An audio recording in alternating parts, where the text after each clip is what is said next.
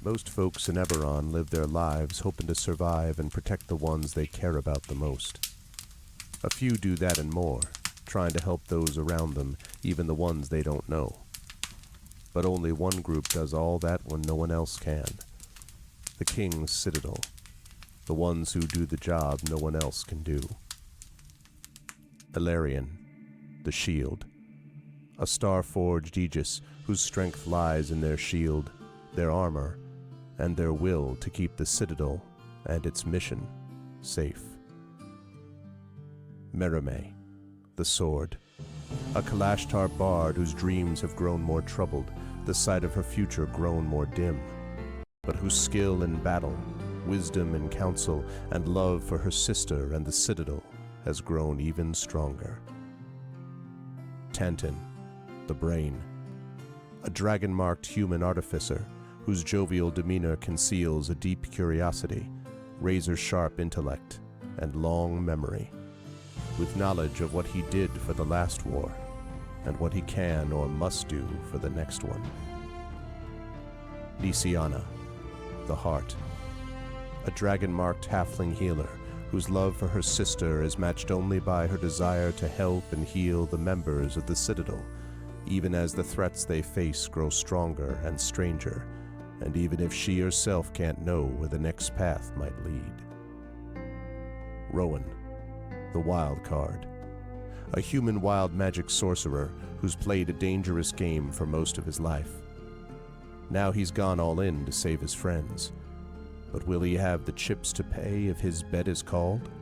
These 5 elite operatives came together to aid the salvage outpost of Salvation, where the Grey hovers nearby, a threat and a promise. With the Oracle of War, they found an artifact powerful enough to end a war, or begin one. They traveled to Sharn, City of Towers, and started to unravel the Oracle's mysteries while stopping assassination attempts from the Emerald Claw and the Nation of Thrain. They found Sky Blue, the daring thief somehow tied into the ancient draconic prophecy, and stopped the Claw operative Erulin Karnak before traveling back to Salvation and into the Grey to take down the repurposed Conclave outpost, repel a war-forged invasion, and take the fight to the Lord of Blade's secret fortress, Razorcrag. They found an elemental forge of great power and rescued both hostages from Salvation and the maker of the Oracle of War himself. But the cost, and Braelish soldiers and the mighty floating fortress Argoth, taken by the Lord of Blades himself, was high. Now the King's Citadel must widen their world, traveling to the neighboring countries of Karnath, Thrain, and beyond. They've saved Salvation, navigated Sharn, and neutralized Razorcrag. But can they learn the Oracle's secrets, unmask the Emerald Claw, and stop a war? Only if they remember that in the end all they have is each other and the King's Citadel. Long live the King. Welcome to Eberron. Welcome to Corvair. Welcome to the world beyond Salvation.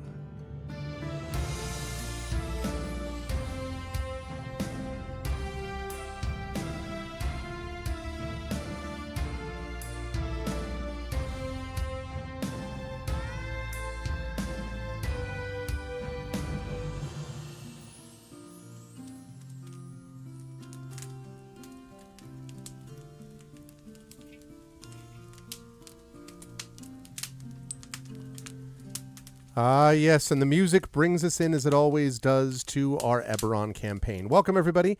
Welcome, Evernots. Welcome to a Saturday night stream. It is good to see all of you. I hope everyone is doing well and is looking forward as much as I am to our session tonight. It is day 52 of Dungeons & Dragons Within Infinity and Beyond. This is Eberron, Oracle of War, and we are in Season 4 of Oracle of War.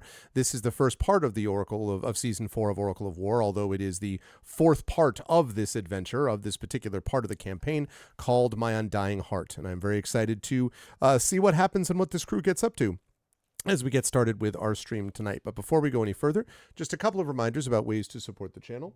If you have not done so already, please make sure to follow the channel Please check out our YouTube with !ARVTube, which is our YouTube channel. Please sub to us over there. If you're watching over on the YouTube channel, welcome, and I hope you will consider not only subbing there, but also stopping by our Twitch channel where you can use inspirations and things like that. And by the way, while I'm on the subject of inspirations have been reset for today. So you are all set if you are going to be part of that inspiration. And if you're like, how do I get inspirations? I'll tell you how to do that in just a minute. But before I get to that, yes, again, !ARVTube, free for you to subscribe to that, but it really does help us out. Discord is !ARVCord, where you can hang out with the Arvanauts in between streams. Twitter is !ARVTweets. You can follow me over there, and on Blue Sky, !ARVSky. And the website for all that is arvanelleron.com. Financially, !ARVShop is the merchandise area. You will see a couple of us repping stuff from the ARV shop today. Cool swag for you, and it also supports the channel when you get that stuff. So please consider doing that. Please consider supporting the Patreon. We're really trying to build that number back up over into 3 digits and keep it going up again, because it really does make a difference for the channel and our ability to fund things like that incredible video and music and all that kind of good stuff. So please do consider supporting us there. Also, of course, it also helps us out a lot because it allows us to move us towards various channel goals, and you can get cool stuff for yourself individually as well. So please do that if you can. Also, subbing to or resubbing to the channel is always appreciated. That also makes a difference. So please consider jumping on board with that. You also get those custom sub badges and emotes to use here, there, and everywhere across Twitch as well. On the publishing side, !Icarus is my graphic novel from Athos Arts. !Library is my Tales and Tomes from the Forbidden Library. That is my 5e adventure and sourcebook from Alligator Alley Entertainment. And Greyshade is, of course, my Greyshade universe. That is my Grey Assassin trilogy. The first 2 books, Greyshade and Renegade, are already out. Award-winning. You can get those books right now at that link. You can also get the audiobook of Greyshade done by our very own Trent Sparks, about whom more in a moment. And you can also pre-order the tabletop role-playing game of Greyshade, being designed by Brandon O'Brien, and which will come out from Alligator Alley late this year. Also, you can pre-order the final book in the Grey Assassin trilogy called Heretic. That manuscript is finished. At least it's finished other external editorial feedback, so that is going off to my editor, Emily Bell, tomorrow, actually, and then I will be responding to that. So that will be out the summer of this year on schedule, so you can pre-order that there as well. And as always, !BLM, Black Lives Matter, important to affirm and assert the significance and importance of Black lives. !Help Now, the World Health Organization page on suicide prevention, important to reach out to others when you need help and to reach out to others when they need help as well. And Ukraine, Ukraine, to help the people of Ukraine as they fight back against an illegal and illegitimate war with bravery and courage, and send the message that we will do so for others in this kind of situation in the future. Quick note about schedule. This is the first stream of March, so welcome to March, everybody. Hard to believe that we're already past 2 months into the year. We are streaming Eberron tonight. On Tuesday, we will be here with the gamebook illustration stream with Tari Toons illustrating Battle Blade Warrior. That should be a ton of fun. And then we have also got more Talisman Adventures on Pen and Pixels over on GOG.com. So 2 weeks in a row for Talisman Adventures as we're moving towards the end game of that campaign, of that particular adventure and that campaign. So that's happening on Tuesday, and probably on Tuesday on my own channel, I will go over the schedule for March. It's going to be a lot of fun. I'm very excited about it. Wednesday, we have more community D&D with Dragon Heist coming up as well, so you definitely will want to be here for that. Otherwise, just please spread the word. Let people know about the show and the channel, and let's get people over here and watching, being part of the best community on Twitch, watching these amazing players. With that said, I think we're ready to go. I'm going to unmute myself to let the folks know that we are ready, and apologize for anyone that I interrupted because I couldn't hear them. And then I'm going to unmute them, and last but certainly not least, head over to reveal to you the crew. We are here with the crew, just about all of the crew, although you see there is one missing person in the ziggurat, and that is Brandon O'Brien, who will not be able to join us tonight. But we have been informed that it is perfectly fine to do whatever is necessary to do crazy stuff that may not actually be the best thing in the best interest of someone who's doing stuff that's sensible. That's more or less what we were told. So since John will be Jaegering him today, we know exactly who to blame for whenever that actually happens. So it's going to be great. Hey, what's up, Drew? Hello, Thordex Mommy. Good to see you all, folks. So yeah, let me start with the person who is with us, bottom left of the ziggurat, and that is the aforementioned Greyshade voice actor and voice of Shadowrun and BattleTech audiobooks and the BattleTech video game, et cetera, and that, of course, is Tren Sparks. Good to see you, Tren. How is life in the universe with you? And can you think of other ways to use the word ban that we have not previously used in a sentence so far? I'm just curious if there is such a thing that you could think of. Also, who are you playing tonight? Oh, you're lucky I'm not a moderator on this channel, or you would now be gone. Banned. There's a big discussion of how we ban people, chat. That's what this is about. Yeah. Doing okay. The Inner Space and Outer Thoughts audiobook has finally got up on Audible. I saw that. For real this time? Yeah. For real. Really up on Audible, yeah. And I haven't muted the stream yet, so there we go. Okay, it was like, who is talking? Oh, right, that's me. Okay. Let's see. Not just finished, but a couple of hours ago, finished having lunch with Thordax Mommy down kind of in the Milpitas, San Jose area kind of thing. We went to a Baja Fresh and we had lunch, and it was wonderful, and we talked about a bunch of stuff. But anyway, it was always a fun time to see young Master Thordax, my man, Master Mommy. Anyway, things have been pretty good. Just waiting for a reply to an email from someone still. It's I was approached by Pseudopod to narrate a new short story for them. Oh, nice. Yeah. Cool. Called Beachhead. And I was expecting it to be one word, like, when you're establishing a beachhead. Right. But it's 2 words, beachhead. And I'm like, that could be interesting. Yeah. And I read it and I was like, okay, all right. Huh. That's yikes. Well, I mean, it's Pseudopod. It's meant to be horror. So of course it's going to be, all right. Okay. I can do this one. And I was like, so I just need to know how to pronounce the author's name and this one character's name, which I believe is probably Micheline, but I want to make sure before I pronounce it. And the author finally responded, yes, it is. It's Micheline. I'm like, okay, good. Very good. How is the author's name pronounced? Oh, yes.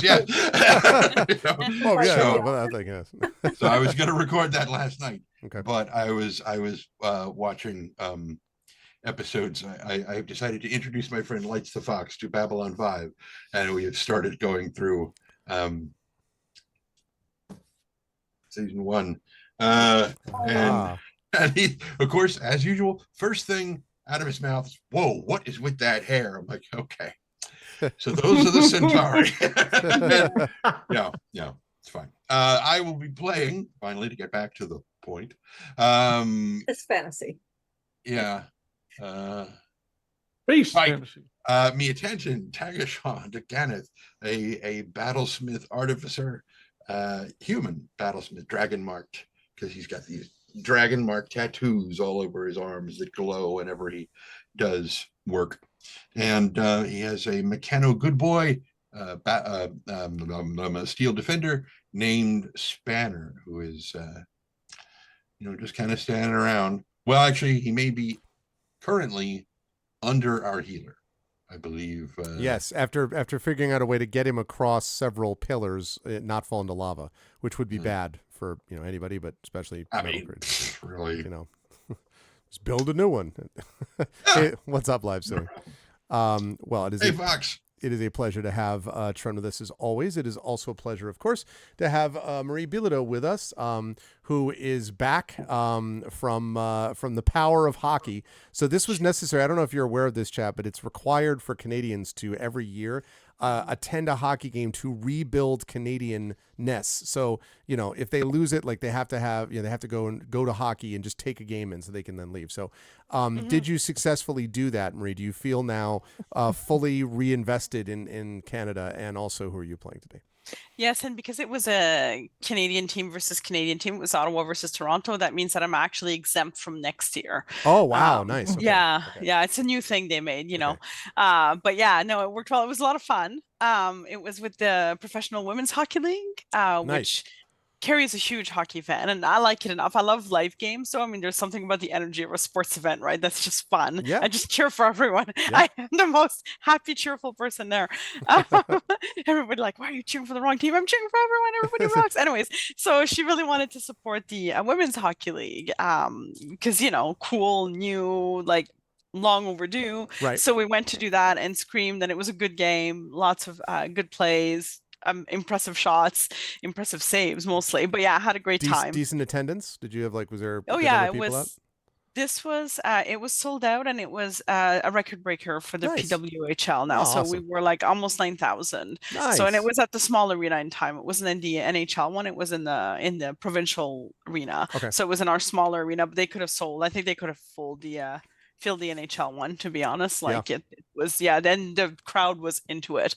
We were having a great time. So yeah, it was fun. So yay. Oh, that's awesome. Yes, I am okay for you know, for a little while. Although technically, if I'd have taken a Montreal game, I would have been better because of my Quebecois. Right. You know, right. but right. It's tough being Canadian. There's a lot of identity stuff going on, you know. It's very tough. You'll just have to restore your Quebecois status somehow. You'll have to think about. I'll go to a sugar shack. It's good. I got this. It's a great time of the year. I'm good. I got this. Yeah. So tonight I am fresh off the hockey arena, to come and play Mirimi Hawksmoord. I am a Kalishtar, College of Swords bard. I sing, I stab, I hang out with my friends, and my sister played by Jen. And I'm excited for tonight. I think it's going to go well. I liked what you said in the chat earlier about all of us basically having tea and a chat with the bad guy, and then him giving us everything we needed, and then we could just walk out of there with extra experience. I really appreciated that. Like, whew, really brought me down from my worry about this. So thank you. I will resist making comments since we've talked about concussions relating to you before. So I'll resist making a thought that did you get hit by a puck that came out of the ice that may have caused you to I mean, it's still in the back of my head, but that's fine, right? Fine. We shall see whether tea is in the offing with this person. But it is always a pleasure, of course, to have Marie with us. It is also unfortunate that we cannot have Brandon O'Brien with us, but just very briefly, Brandon O'Brien, of course, from Trinidad, a wonderful poet and game designer and author and, of course, role player and game master, and plays Rowan Shallow, who is a human wild magic sorcerer and will be Jaegered today by John. And so if Rowan does eventually die without the possibility of resurrection, we know exactly who to blame. But unfortunately, Brandon cannot be with us tonight, but he will be back, of course, next month. Moving right on up the ziggurat, we have, of course, Jennifer Brozick, who is with us, who I am reliably told has the same weather at the moment that I do, because it's been windy and raining here. And I think it's raining and semi-windy by you, Jen? Yep, possibly? yep. But for once in the convergence zone, I do not actually have snow. We have it south of us, we have it north of us, and right now I have rain. I see. It's cold rain. Actually, I think the rain has now stopped, at least briefly. If you don't like the weather, wait 5 minutes. You know, that's it. That's Pacific Northwest. That's it. How are you otherwise, and who are you playing today? It's been kind of a big week for me. I had my 4th elopement anniversary with my husband, so we have been married 16 years. We eloped on the day that doesn't exist, and then we had a wedding in May for the family. Because my husband has retired from working at Microsoft after 22 years. Wow. Also happened on Thursday. Okay, congratulations to Jeff. And then my personal assistant of 10 years sent me a resignation letter. Oh, gee. And not because, I mean, her life has just gotten kind of complicated. It's a family thing. And I will miss Sarah terribly. So I had couple of hours of panicking, and then I have dealt with that. Well, I am in the process of bringing on a new PA who will work with my old PA over the next month. And we will see how that works out, because, you know, personal assistants they're a special breed of person, and, you know, you have to work very well with them. also, I finished a novel, and now I'm in the edits of that novel, which There you is go. due next Friday. And also So- congratulations on that. So, Thank you. So I guess that's like two or three congratulations, one sorry, and another congratulations. I think is what that Yes. all works out to. Yes. So it's been kind of a big week, and I am a little bit scatterbrained, and I'm trying. It's going to be great for tonight's role play because Nisian is just scared out of her mind, can't remember anything. She's in this evil temple. She doesn't want to be here. But you know what? Courage is what you do when you're terrified. Right. And, That's the way to look at it. Absolutely. So I am playing Nisiana di Jarasco. She is the halfling healer from the House of Healing. And for those of you who don't know her, when she is dragon marked, her dragon mark comes out as a circlet. But being the level she is, it comes out as a 10-foot circlet of dragons swirling around her. Not stealthy dragons either. Oh no, Yeah. and dragon marks for me and for Mia Tanton, they last for like 10 minutes after you use any kind of magic. So we are not a subtle crew. So right now it's kind of important that Nisiana not need to heal anybody, and so far, we're okay. But the night is Well, young. sorta. It's one of those things where like you're okay, and then you're like, but the stakes keep going up though, and Yeah. But it is a pleasure as always to have Jen with us, and it is last but certainly not least a pleasure to have John with us as well. I know that Tren is repping the shirt. I think John is, although I can't. Yeah, so I'm repping the old school tonight, the old school Infinity and Beyond shirt. Yeah. So he had that, but I always love to see that. But John, good to see you, my friend. How's everything in your neck of the woods? How you doing? And who you playing? Can't talk. Reading spells. No, I am. I Yeah. am very confused. Why does Rowan have no first level spells? He may have used them up. You mean, what do you mean? No, Like, on his character sheet, got cantrips, and then no first level spells, which is extremely confusing to me. I said He this, leaps chat. right to second level. I said this in the green room before we got started. This is like the cable guy syndrome, where if you've ever had someone like a technician come over to your house to fix something or whatever, like my experience is that like 9 times out of 10, they're like, look, I don't know what the last guy did. All right, I don't know what the last person did, but this is what you really need to do. And like that chain will continue if you call out another person to because the thing isn't fixed. So that feels to me very much, anyone who ever looks at anybody else's character sheet is always just like, what the hell is this? Like, where is this part? What's this thing? Why do they have this stuff with the? So I feel like we all have our own, love languages. We have our own character sheet languages, and that's really what this is about. Sorcerers do get first level spells, right? Yeah, sure. I don't understand this. Everything else is here. I am super puzzled. I gotta go talk. That's why he designed it the way he did. Apparently, it's true. Okay, I am good. I'm actually contacting. I was like, And I'm actually contacting him to see, because although he's available, he did pop in a few minutes ago to wish us luck, to ask where are your first level spells, because I am frantically trying to get up to speed with Rowan, which should be fun. Tom suggests that he leveled up and just skipped them completely. Like he just went right I past. don't need those. nobody Level ever one, uses those. They're all Yeah. stupid. Beneath me. So yeah, I'm gonna go drop him a note and say, if not, I'll pick them for him, and this could be fun. So yeah, I'm very puzzled.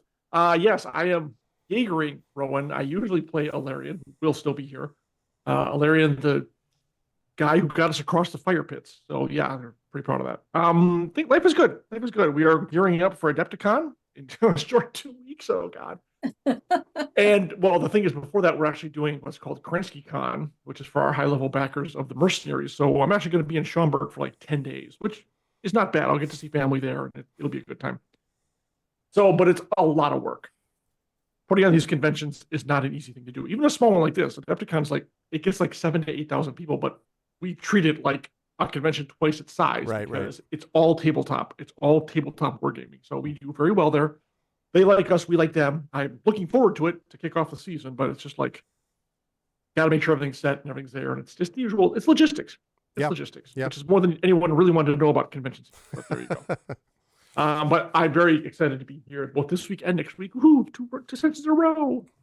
And yes, I will attempt to not get Rowan killed. I'll do just as good a job as I did with Merrimaid last time I eagered her. Wait a There you sec. go. Hey. Wait She a was still moment. alive. Yeah, She was still alive. She was, I think, in double-digit hit points, like 12, but she was still alive. No, I actually had to use life transference on her. She doesn't know it yet. Still. Details. Yeah, exactly. Shh. Also, you used No 2 one needs to hero know that. points. He Does Rowan used have 2 hero hero points? I think he's got one. He probably won't There at the you end of the go. session, but you know. You can use that too. We're doing Eberron and we're still alive to the theme of Portal 2. What's up, Grit Twitch? Yeah, exactly, Thordax. No level 1 spells as part of his I'm going to do something reckless. Yeah, that's all. Yeah. Just so you know. Either way. Wait, his answer. So funny thing about first level spells. Oh no. Oh no. Go on. I see. And John has actually screenshot the Well, character in sheet cases to like be they should be there. look like there. Go on. All right. Well, I can't. I'm going to talk about the recap whilst you're arguing with Brandon about this. So it is a pleasure to have John with us and to have the whole, almost the whole crew, 4 to 5 of the crew with us. And let's get started. Let us fire up a little bit of our music here, which in this case is just a volcano. You say a volcano. What exactly is this about? I'm glad you asked, chat, because It wasn't a volcano last time. It was just a pool of magma. It's magma, hot magma.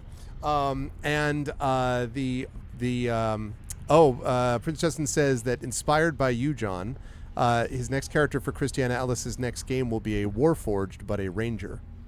So nice. The Warforged. I've been having so much fun playing my Starforged Aegis. It's been a blast. I actually really like. Very cool, man. I really like Warforged myself. So anyway, but in our last session, the crew of the King's Citadel has made its way into a mysterious enclave of the Emerald Claw, a terrorist organization which operates out of the nation of Karnath and which back in the day was responsible for much of that nation's use of undead creatures and those undead creatures that posed a threat.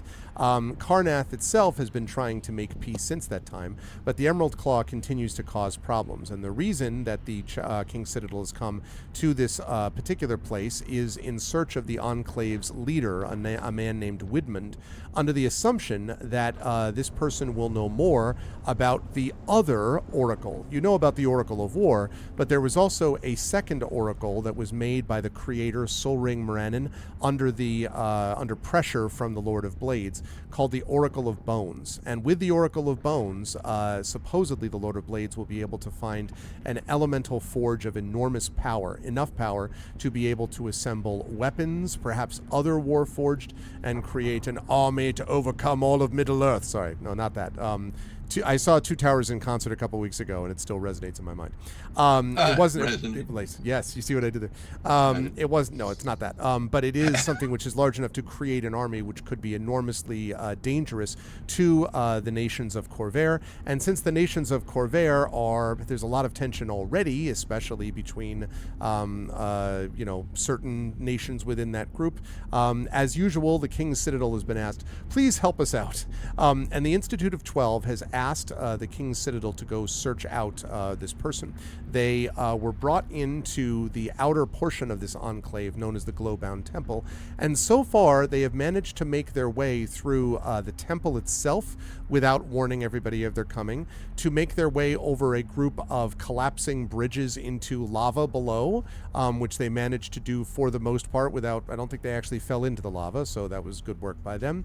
And then into a third room with a bunch of what a sort of apparently are a series of 9 square rooms that are connected in some way, and using their own wits and the information that was given to them by a phrase at the very beginning, a phrase which said, and I quote, because it was helpfully rewritten here by Jen in the Roll20, right is right, saith the blood, up to the heath is only right, but down the hoe, the scythe, the plow, down the seeds of blood, right red. And so the party has made its way so far, apparently successfully, through these rooms, and it was at the very end of our session last time when as I switch over to the map.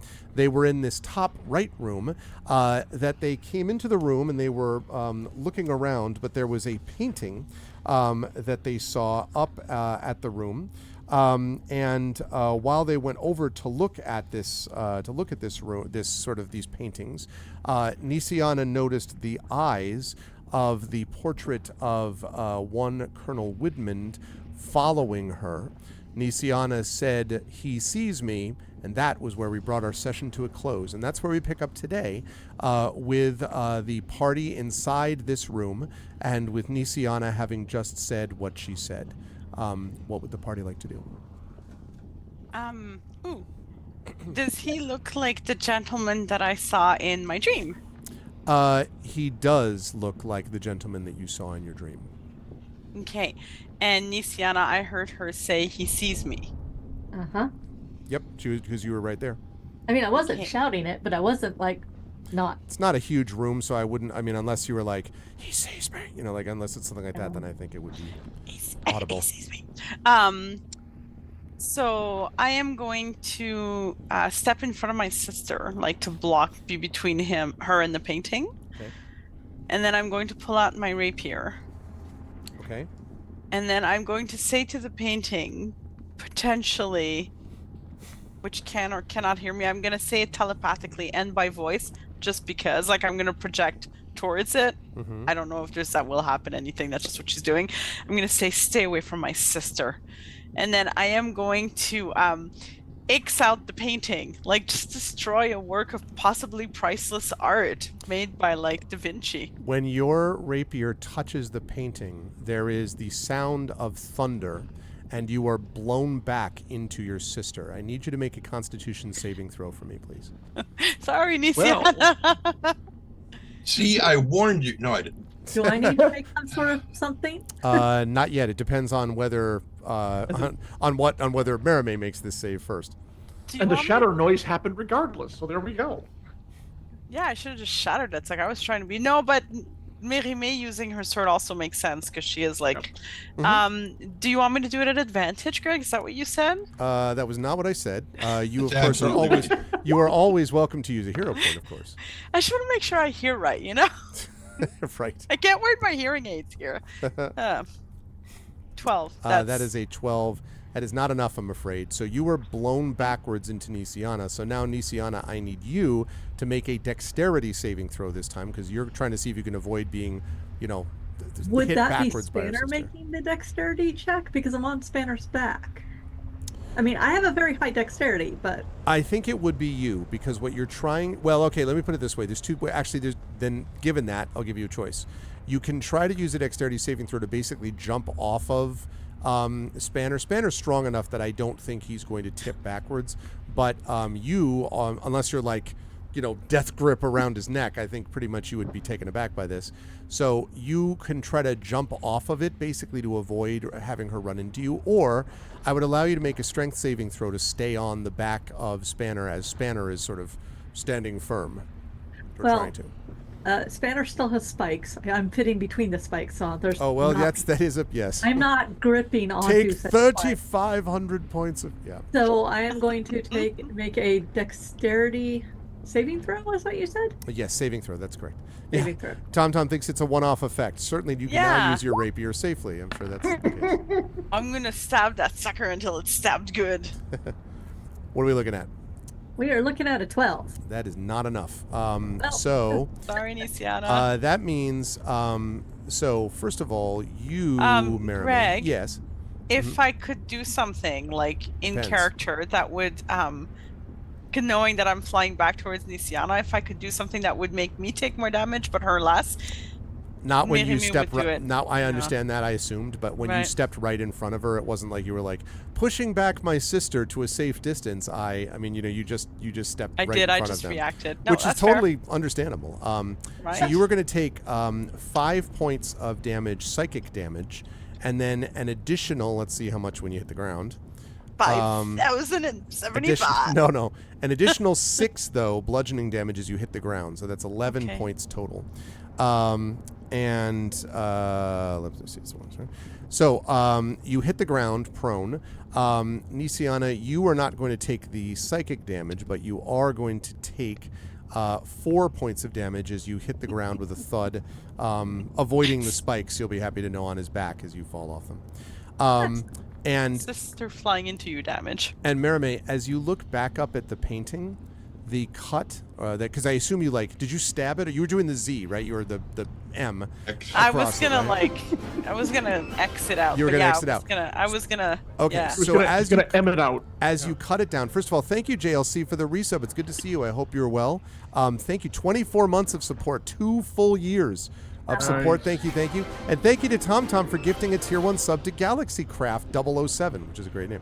Thank you so much, TomTom, and thank you to JLC. Thank you both. I really appreciate that. Thank you. When you X'd it out, so you slashed, and then again there was a, as you look up, the slashed edges of the painting knit together as if nothing had happened. Damn. We should go. Also, the eyes are staring at you now. Oh, they better stare at me. Don't come after my sister. The painting says nothing. Over on our link, Merime, I'm like, what are you doing? Being Well, hurt. Sorry, I got flown back at you, and I'll just be like, but you know that they're after healers, and we'll talk more, but let's just get out of here. Let's just go. And then I say it to everyone else. Let's just go. Thank you as well to Prince Justin for gifting a tier 1 sub to Gone Eden, to Jen. And thank you to Okiron for 200 bits of cheers. Thank you, everybody. I guess everyone's really happy about Eberron. They're like, that was great. Could you slash the painting again? Because that was floor backwards. Because for 2 more sub gifts, I will slash the painting a second time. Oh, there's a hype train. Oh, that's why. For 5 subs, I will cast Shatter on the wall. You know what? I actually, if there's a hype train, let me say this: if we reach, if people can tell me when we reach the next level, I will grant one of the players an inspiration. So I will grant one of these players inspiration if we reach that next hype train level. Art vandalism for subs, Darksteel Sparks says. Yeah, that's pretty much it. Okay, sorry, on we go, players. I apologize. We just got a whole bunch of stuff in a minute. So. Oh, no. Yeah. Can we now see that the painting's moving nonsense? Blah. The eyeballs, or is it just no? Nisiana seeing it. Well, so Nisiana was positive that it moved. When you all looked at it, the eyes are just there. Like Merime sees the eyes staring at her, but they may have always been staring at her. It's possible. So as you all look at it, it doesn't seem to be moving now. But Nisiana is positive that the eyes did follow her, and also that they were not staring out at Merime the way they are now before. But yeah. I move in front of the painting, so I completely, as I'm 7 feet tall, block its view of anyone else in the room. Just imagining Nisiana leaning around, Still looking at between the legs. Right. Yeah, the eyes don't move. At this point, I'm just like, I'm freaked out, but my sister just attacked a painting that is clearly magical because it was clearly looking at me, and we're in a temple of evil. We need to get out of here. Let's go. Let's go. The rest of you can start going. Actually, this is something Roland would do too. He's going to come and investigate this thing with me because that's a Roland thing to do. Thing, isn't it? And there's no sign of any damage from. You're looking at the wrong painting, just so you know. It's on the west wall, so it's the one that's over. Well, what's here. over here? Yeah. What's this then? That one actually is a king, and let me have you make a history check to see if you know which one this is here, Alarian. I'll give you +3 on this, since as we pointed out, you have been around for a while. Oh, okay, I'll take it. Hey, what's up, Zed Proxy? Viga the Carpathian vibes. Yeah. Oh, 15 with the +3. So 15, yeah. You think that this is actually Galifar the First, and Galifar the First was a leader of the kingdom of Galifar. He was the one who actually unified the 5 nations of Corvair together under one monarchy. That was what happened a long time ago before it all kind of fell apart. But Gallifar is fairly like Gallifar, I should say, is well known, but also quite an ancient monarch. Okay. Back, and for very distant past. All right. But the actual painting that she's freaking out about is over here. Is that correct? That's right. Over, exactly. Yep. Right there. Okay, but the king does not look like to be looking at me or making any weird moves. It's not No. magical or anything like that. Doesn't appear I'd to be. like to also put a pin on you using the word freaking out about. I think that I heroically stabbed is what you're looking for. I mean, Marie, opinions vary. Let's just leave it at that. That painting was really doing nothing too other than a neat parlor trick. I should say the art, by the way, is gorgeous on all of these. And in fact... All four of them? All four of them. The northern portrait is actually King Caius I, who is related to, connected to your own current king in Brayland. And to the east, there is a picture of one that is known as Karn the Conqueror. And Karn the Conqueror was one of the original monarchs of Karnath, the nation in which you are now found. Okay. Marie, did you tell us about this guy? I can't remember if you did or not in game. She told you Alarian about this guy, the dream, remember? Right. Oh, that's fine. Yeah. Yes, I know. And Even though it was think- only yesterday in game I time. know. It's been like Yeah, weeks and weeks I and weeks, didn't- I didn't tell anyone else, and I think I would ping you telepathically, just you, Alarian, and say that's the person that I dreamt of. We have to go.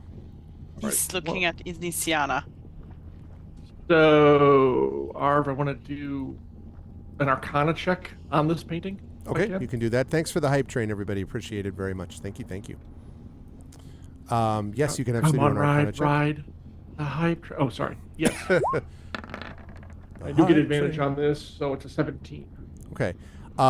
Yeah, I mean, there's clear, and it was on the painting, right? Painting, on the painting, yeah. Yeah, no, there's clearly is magic. Part of the issue, though, Alarian, and you think that there's an illusory, probably it's illusion that we're talking about, that is the magic on this painting. But there is magic all through this room. Right. The room itself has a very kind of a pulsation of what might be even alteration magic, but this specific painting, you can kind of pick up background noise. Is you think maybe more in the illusory school? Okay. Yeah, let's carrying a lot of stuff. Okay. Nothing I really need. Okay. Also, it's now been, let's say, a minute after the boom. How loud was that boom? Like, not loud enough. Deafening in here? Not okay. Deafening in here. You don't think it would have echoed beyond. There's the kind of the noise of the magma all around the room anyway, so it does not. These seem walls to are have not done thin either. So, right. Yeah. I mean, All you right. don't know for sure. I mean, it's possible that it set off alarm bells through the complex, but not from what you can tell in here. Let's see. What's Rowan's? Well, his intelligence is pretty good. Let me see here. Yes, Rowan does not touch the painting. 12. Yeah, seriously, I know. I know. Why is his advantage always like permanently seem to be on? I can't find a way to turn it off on his. That's weird. Okay, well, I guess you're gonna roll with it. Yeah, it's time to go. So, and that is what Alarian indeed actually says. So, someone opening the door to the south, or does he need to? Do they need to? Yeah, I mean, so far there's there are both doors are closed, so you can. I take that back. Sorry, I think this door was open, so if you close that, because so far you've discovered that only one door is open at a time in these rooms. Yes. So if you open up that next one, you can do so. It's a great time. All right. So as you open this room and go south, this door, This will be fine. You find yourself in. Go ahead and everybody cross into that next one. I tell Nisiana to stay near me. Okay. I will be the last one out of this one. Then step across and close the door behind me. Okay. When you do that, we go like that. Okay. Floor drops out, you all die. Yeah, you're destroyed, and that's our show. No. The walls and ceiling and floor of this chamber are painted, as you see them here, a deep shade of red. Prince Prospero is Better in the to room. hide No, the blood. I was just Mask of the Red Death. No. A single sarcophagus stands upright against the western wall right here. And there are doorways to the northern side, which you just came from, that's currently open, the eastern side, and then the southern side.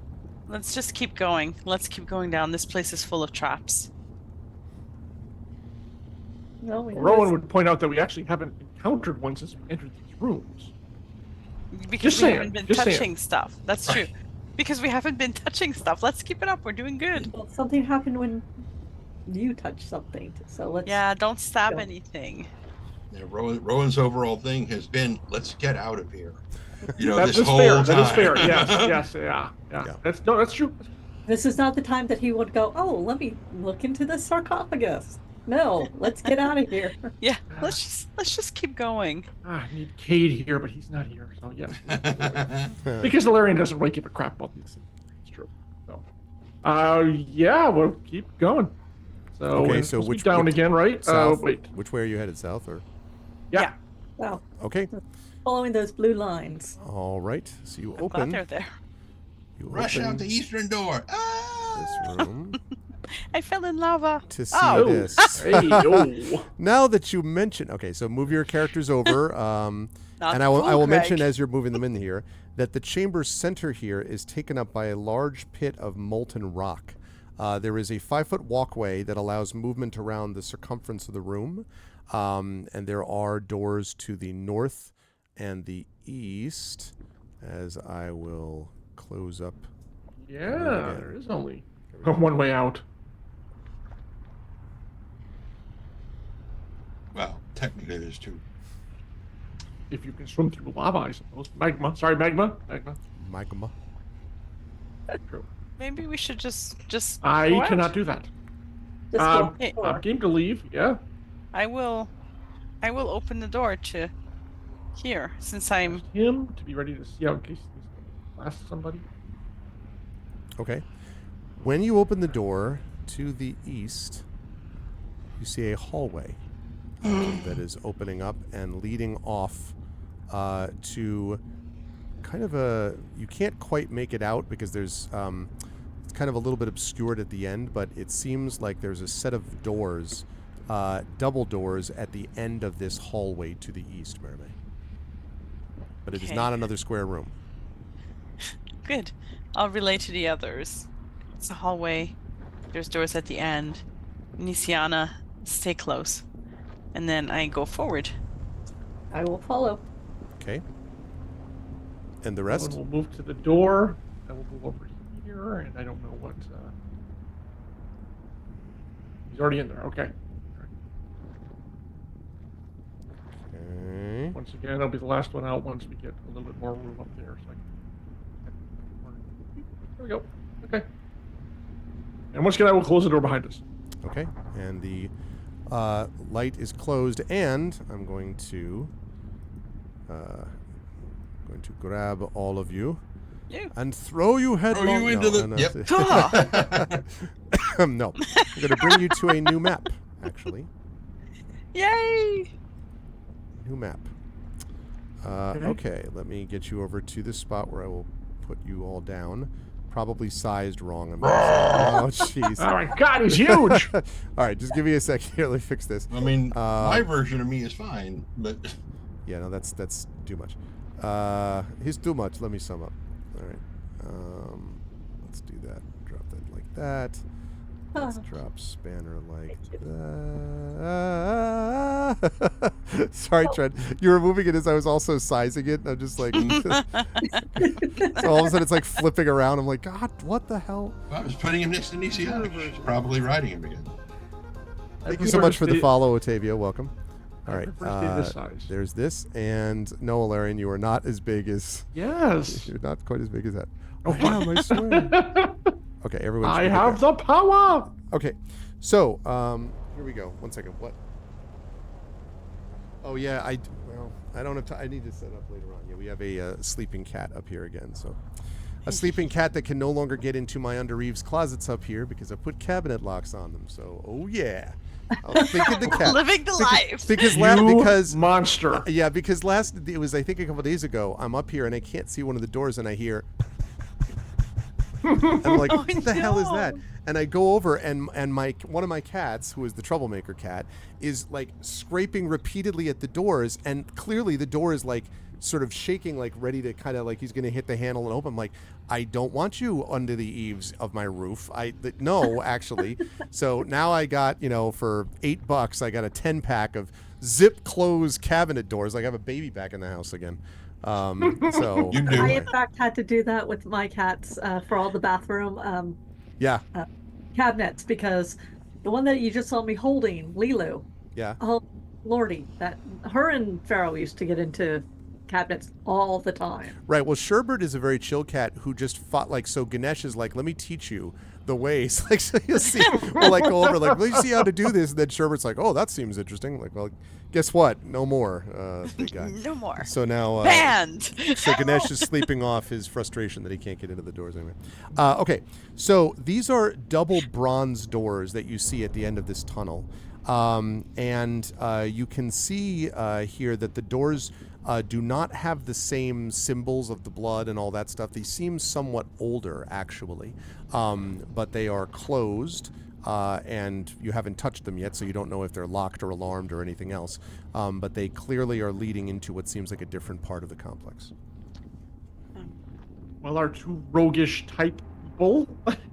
Or Tenton. Mia Tenton is quite good at... I mean, it's a lock is a mechanism, is it not? I'm not a rogue type. No, you are not. But you are someone who understands the inner workings of a lock, and I, although I'm very good at picking them, I feel that you might, yeah. Would you like to have a look, Tenton? Alarian just looks at you, doesn't say anything. I don't look at you. Alarian, I tell you, when you look at... And of course, because Alarian never blinks, it's even worse. Yep. Can I get in there, please? Yep. Oh, yeah. Rowan, who was about to do, will actually step back and see the floor to you as well. Nope! Mm-hmm. Shoulder checks him. Get in there. Okay. What are you going to be doing specifically here, Tantan? Well, first I'm going to examine the door and the locks to see if there's any kind of traps, magical or otherwise, on these things. Investigation check for me, please. Okay. You got this. You can do it. 19. 19, that's pretty good. So what you see about this is, first of all, they are definitely locked, Tantan. You can tell that. Also, although you don't think the doors are trapped, as you're kind of carefully sort of looking up and down, your hand at one point slightly brushes, not in any way to set anything off, but brushes the lock, and you hear this warm inside. The doors are very resonant, as if they were, again, they are double doors, but as if inside, like the thickness of the door, they are somehow maybe hollow or not just sort of thick bronze all the way through. And you don't entirely know what the deal is with that, except that it's very clear that if you're not careful when you're unlocking and opening this thing, they would make a lot of noise when opened. You don't think that's an alarm. It may just be sort of a property of the doors that perhaps an older method of setting a trap, if you will. Like they're designed to make, or maybe it's just an awesome, impressive presence. I don't know. I was watching, with my 7-year-old, I was watching Bluey earlier today, which is a fine show. But at one point, the father walks into the room, and he literally just says, "Dad enters the room." It's like, what? Why would you say that? So maybe it's one of those announcement things. You just are like, "Adventurers entering this place," or whatever. The voice actor read the stage. It was so great. Oh, man. It is a very fun show for children, but still fun. Anyway. All right, then, yeah, Tantan's like, all right, and he will break out his thieves' tools and begin to very carefully, deliberately, and expertly, hopefully. You got this. I believe in you. Good. So let us see you do that then. With that, let's have you make the thieves' tool check / dexterity check. Yeah, well, exactly. Welcome to the Gong Show, now in door form. Yeah, exactly. You rang. We also do Circus of the Stars. I've got a hand that can put the knock on this sucker. That'll be 16. 16 is I saw the 10. I'm like, waiting for you to be Lord, like, that'll man. be this. Yeah, like, Wow. Okay, so they do. Those of you listening, he rolled a 3 and got a 16. You got, Wow. that was quite Because something. I have a plus 13 to any magical set of tools I use, which is all of them. That's very nice. That works. So the doors do open. Now, question, they are opening out, so they're opening out from you. Do you want them, I mean, you could hear definitely with the click, and even the click is kind of like a tick, tick, tick. So even that makes a noise. Not loud enough you think it could be heard a long way, but definitely this is one of those, don't like bump into it or it's going to make a big noise. Like Boromir showing up. Yeah, exactly. Right. So, so the doors now are clearly unlocked, and you can open them as and how you wish. And he'll turn and look back at Larry to be like, "You would probably have greater control over the speed with which these doors open. Just be careful, because they will make a great deal of noise if you're not cautious." Okay. We will switch places. Yes. Actually, then Rowan steps up and says, "I have a better idea." And Rowan casts, if they're as light as you say, which is what he says, then he casts Mage Hand. Do these open out or in? They open out. I wouldn't necessarily Away say from us. light, by the way. They're not necessarily super heavy. It's that they are very resonant, as if hollow inside. To be clear, when you say they open out, do they open towards us or Out away? away from you. Thank out you. away from you. I believe. Into the next room. Into the Okay. next room. Yes, I'm sorry. Out away Okay. from you. Which, by the way, is sorry. Just wanted to note that's also different than some of the other doors you've encountered in this complex, which are newer. Like a couple of rooms ago, where they were opening in towards you. This is different. Right. So it might be leading to something then. We should expect to meet people. Rowan, do you have a silence spell perchance? Just keep this door a little bit silent as we go, or? Nope. Okay, fair enough. He's still gonna try it with the Mage Hand. He's gonna set it up against the door lightly and just push. Does it move or not? 5 pounds. I would 10 say pounds, that I believe. is it 10? Yeah. Okay. Yeah, I would say that that's enough to move it. It moves slowly, and you're happy to hear quietly. They do not And actually, Ilarion has creak or anything like that. their tower shield up just in case there's some Okay. sort of attack waiting on the other side. Now, a question for all of you as those doors open a little bit. Yeah. Are who among you? Because so far up to this point, the rooms have been lit either by lanterns or by being over magma. So there was no problem with light. But here it is not particularly well lit inside this room. So who has got either dark vision or a light source or something along those lines? I would like to know. I don't know. I do not have any sort of seeing in the dark ability. Let me see. I do not either have seen in the dark ability, but I do have the ability. I have a torch. Well, Rowan can cast the light spell on one of his 8 million coppers that he has for some mysterious reason. Yeah. And he's going to do that. Okay. And since Mage Hand is still going, he's going to put it on his Mage Hand and send his Mage Hand out into the corridor. Okay. You can do that. I think That gives you enough I to think see light like this. Kalishtar have dark Yep. vision. I think you do. I think that's maybe. right. Let me. No, it's still Rowan and myself at the front, and he's done the light. will- Thing. Go like right here. There we go. And keep I in will mind that. step up. Oh, go ahead. I'm sorry. Sorry, I will step up as well. Okay. In case I can see further than the coin would Well, allow this them is what to I was see. just about to say. The light is probably going to foul up your dark vision a little bit. So Yeah. either you're in front of the coin, enough that Well, you're out of the range of the light, or the light is just going to be the light It's- because you can't really see it beyond it, Merime. It's I- messed up with that stuff. I'm gonna tell Ilarion, like, I can see further than the coin. Let me get beyond the range and scout. Oh. I will do so carefully, I promise. Okay, stay in touch. Yes. It is bright light in 20 feet, dim light in another 20 feet, and in honor of Oh, Jen's board, it is also purple light. I see. Oh, lovely. I love it. So the corridor splits in two ways, up or down. That's correct. Northeast or southeast? Or north or south, really, roughly. I just talk back to the others. Do you want me to go north or south? Where shall we go First first? of all, I first say let's all be quiet and actually listen. Are there any noises coming? So what is this, rock wall? Yes, this appears to be like natural cavern wall made of some kind of rock. Yes. So, I'm sorry, it's natural cavern wall. It's not worked. There's no tool markings. This is a cave. This is a cave corridor. It looks like a cave corridor, although obviously the doors were worked and Right. It definitely has been, certain places have been hollowed out, but there are no lanterns in here that you can see. Although Merime, you might be able to see a little bit of a glow to the south. You can't make out what it is, but there's like kind of a glowing, slightly flickering light to the south. Nothing to the northeast. Okay, I report that dark north and flickering light to the south.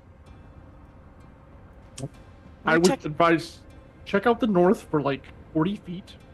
Okay. And then we'll go check out the light to the south, but just to make sure nothing's going to sneak up behind us. I will keep in touch. I have lots of room. Right. I do we not have plenty of range, so yes. Yeah, lots of range. Wait for me. Keep an eye on my sister. And I will go up. Merime, you're doing this stealth. I was just going to say, can I have a stealth check from you, please? Yes. I'm feeling stealthy. Oops, hang on. My character sheet vanished. Where'd you go, character sheet? I set myself on fire. I can't see briefly. Stealth. Stealth.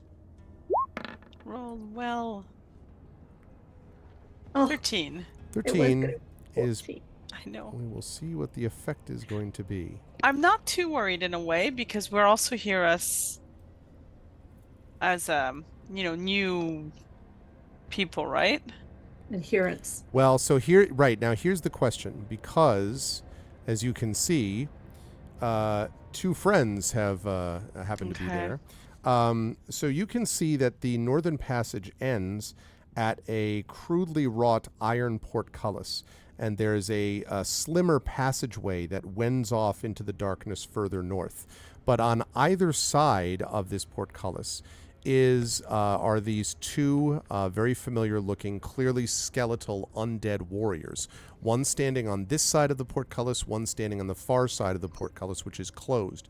So, Merime, they have not seen you quite yet, but they will be able to see you any moment if you make your presence known. So you're going to have to make a decision, like if you are, hello, I'm blah, blah, blah, or if you're going to try to, That was quick. Yeah. They haven't seen me, so I'm just going to back up and just kind of report back to you. There's two undead soldiers in the portcullis up there. I can engage them in conversation. I mean, this is land of the undead, so... You tell us exactly that one is in front of the portcullis and one is behind the portcullis, right? Yes, I would certainly relay all that information. Okay. We're here as supplicants so that we got lost while seeking... If Valerian could frown, they would, because it's very odd that there's a guard on either side of this portcullis. And also one quick note too. Merime, what is your passive perception? 16. Okay. The other thing you noticed when you were up here is that there is a strange kind of... I mentioned how the whole thing is like a cavern wall, like as I mentioned, except for this portcullis here. But you notice that over here, there's a weird area that looks surprisingly smooth to you, given the rest of the cavern walls to this point. You would need to actually walk up to see what's there, but it struck you as a little strange and not sort of normal for the rest of the walls, right around here. Okay, so I think there's like a secret passage or door or something near them too that I spotted, although it was quick. I don't like leaving them there to come up behind us in case we get in trouble to the south. The question is, can we take care of them quietly without setting off any kind of alarm that will bring more of the temple's inhabitants to us? I mean, I'm worried that if we start an alarm there, I don't think we could take them quietly. There's a light to the south, so there must be more people there. We'll just draw them out. I could go talk to them, see what they're doing, or we could head down and see what's happening there. Why don't you head south the same distance and see if you can get a look at what's going on there, but again, don't get caught. Okay, yeah, totally. Okay. Heading south? And Southing? I will limitly just take a position over here. And by the way, Rowan has kind of kept the expedient of putting his hand over the light to keep it quiet for now, or dark, since it lasts for an hour. And so we'll just wait on that. He's just constantly redoing the mage hand so it doesn't fall. Okay. Nisiana and Tantan, what are the two of you doing as this is going on? Well, I was going to be planning a birthday party, but streamers and the little horn things, I'm sure those will be perfectly fine. Won't have any disadvantage on our stealth throws for those. Janten's actually going to lean up towards Nisiana. You know, he can see in the dark very well. Actually, he doesn't say he says it. But I can't when True. But what I suppose what I mean is, if violence is about to ensue, you might not want to be on him when it does. Oh. Okay. Well, then I dismount. And then I'm like, is Mary Bay acting funny to you?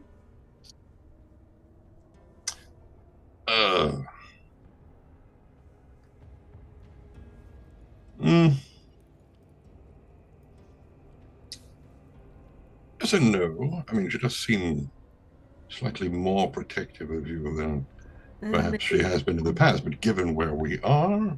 Yeah. Maybe it's just me because I really, really hate this place. Okay. Wow, what can I do? And nothing is a perfectly acceptable answer. I just want to make sure. I think we're at nothing right now because one, she doesn't really want to do anything. Two, she doesn't want to be here, but she's going to be. Three, her sister is acting a little weird. She just doesn't quite know why. Okay. And she's going to move up a little bit and be next to Rowan, kind of watching. Okay. And then, all right, Tantan. So after Banner's going to move up here. Okay. And he's keeping an eye on the northern side because he can see them just fine. Okay. And Tantan will move up about here, ish, but he can't see them just fine. But there's enough of a glow from the magma behind us that he can see the outlines of what's his name and Nisiana. Rowan, that's his name. Okay. Gotcha. Okay. All right. If I could have a stealth check from Merame, please. Yes. This time you'll be even more impressed. I have no doubt. I have no... I feel the doubt, I gotta say. 22. Wow. Very nice. Like a whisper of wind. Okay. So, as you head south, you see that this is opening into a larger cavern, and you see what the glow is coming from, because there are creatures here. So this chamber, which is a sort of opens out into a large cavern, has been furnished as a kind of military barracks. You can see that there is a brazier in the center of the roof floor, which provides bright light. So this is the glow that you were able to see earlier on. There are a dozen beds that are sort of positioned around the room. You can see actually right near you, that there are some racks of weapons, kind of like some kind of like a armory of some sort. Ornate wooden wardrobes, there's a couple of those. Wash basins, a couple of writing desks. But more noticeable than all of that to you, or at least more interesting to you, there are three of the previously mentioned friends, in quotes, who are waiting, one here, and one here. But they are all standing more or less motionless. I mean, you can see slight movement, but they're obviously just sort of standing there as if waiting for orders. But there are also 2 masked humanoids, possibly human. One of them is here, sort of, you can hear a slight snoring as if maybe dozing in their bunk. But there is definitely one here who has a bone mask that they're wearing, and they are currently writing with quill and ink on a piece of parchment on the desk. Again, you're sort of right outside the circle of light. So right now that one has not looked up. They're just, like writing as, occupied by that. And these 3 down here are not making any noise at the moment, but they are all armed. Which of us is wearing the mask? Is it Rowan or Mary May? No, Rowan is Rowan still was. wearing the mask. Unless, Okay. yeah.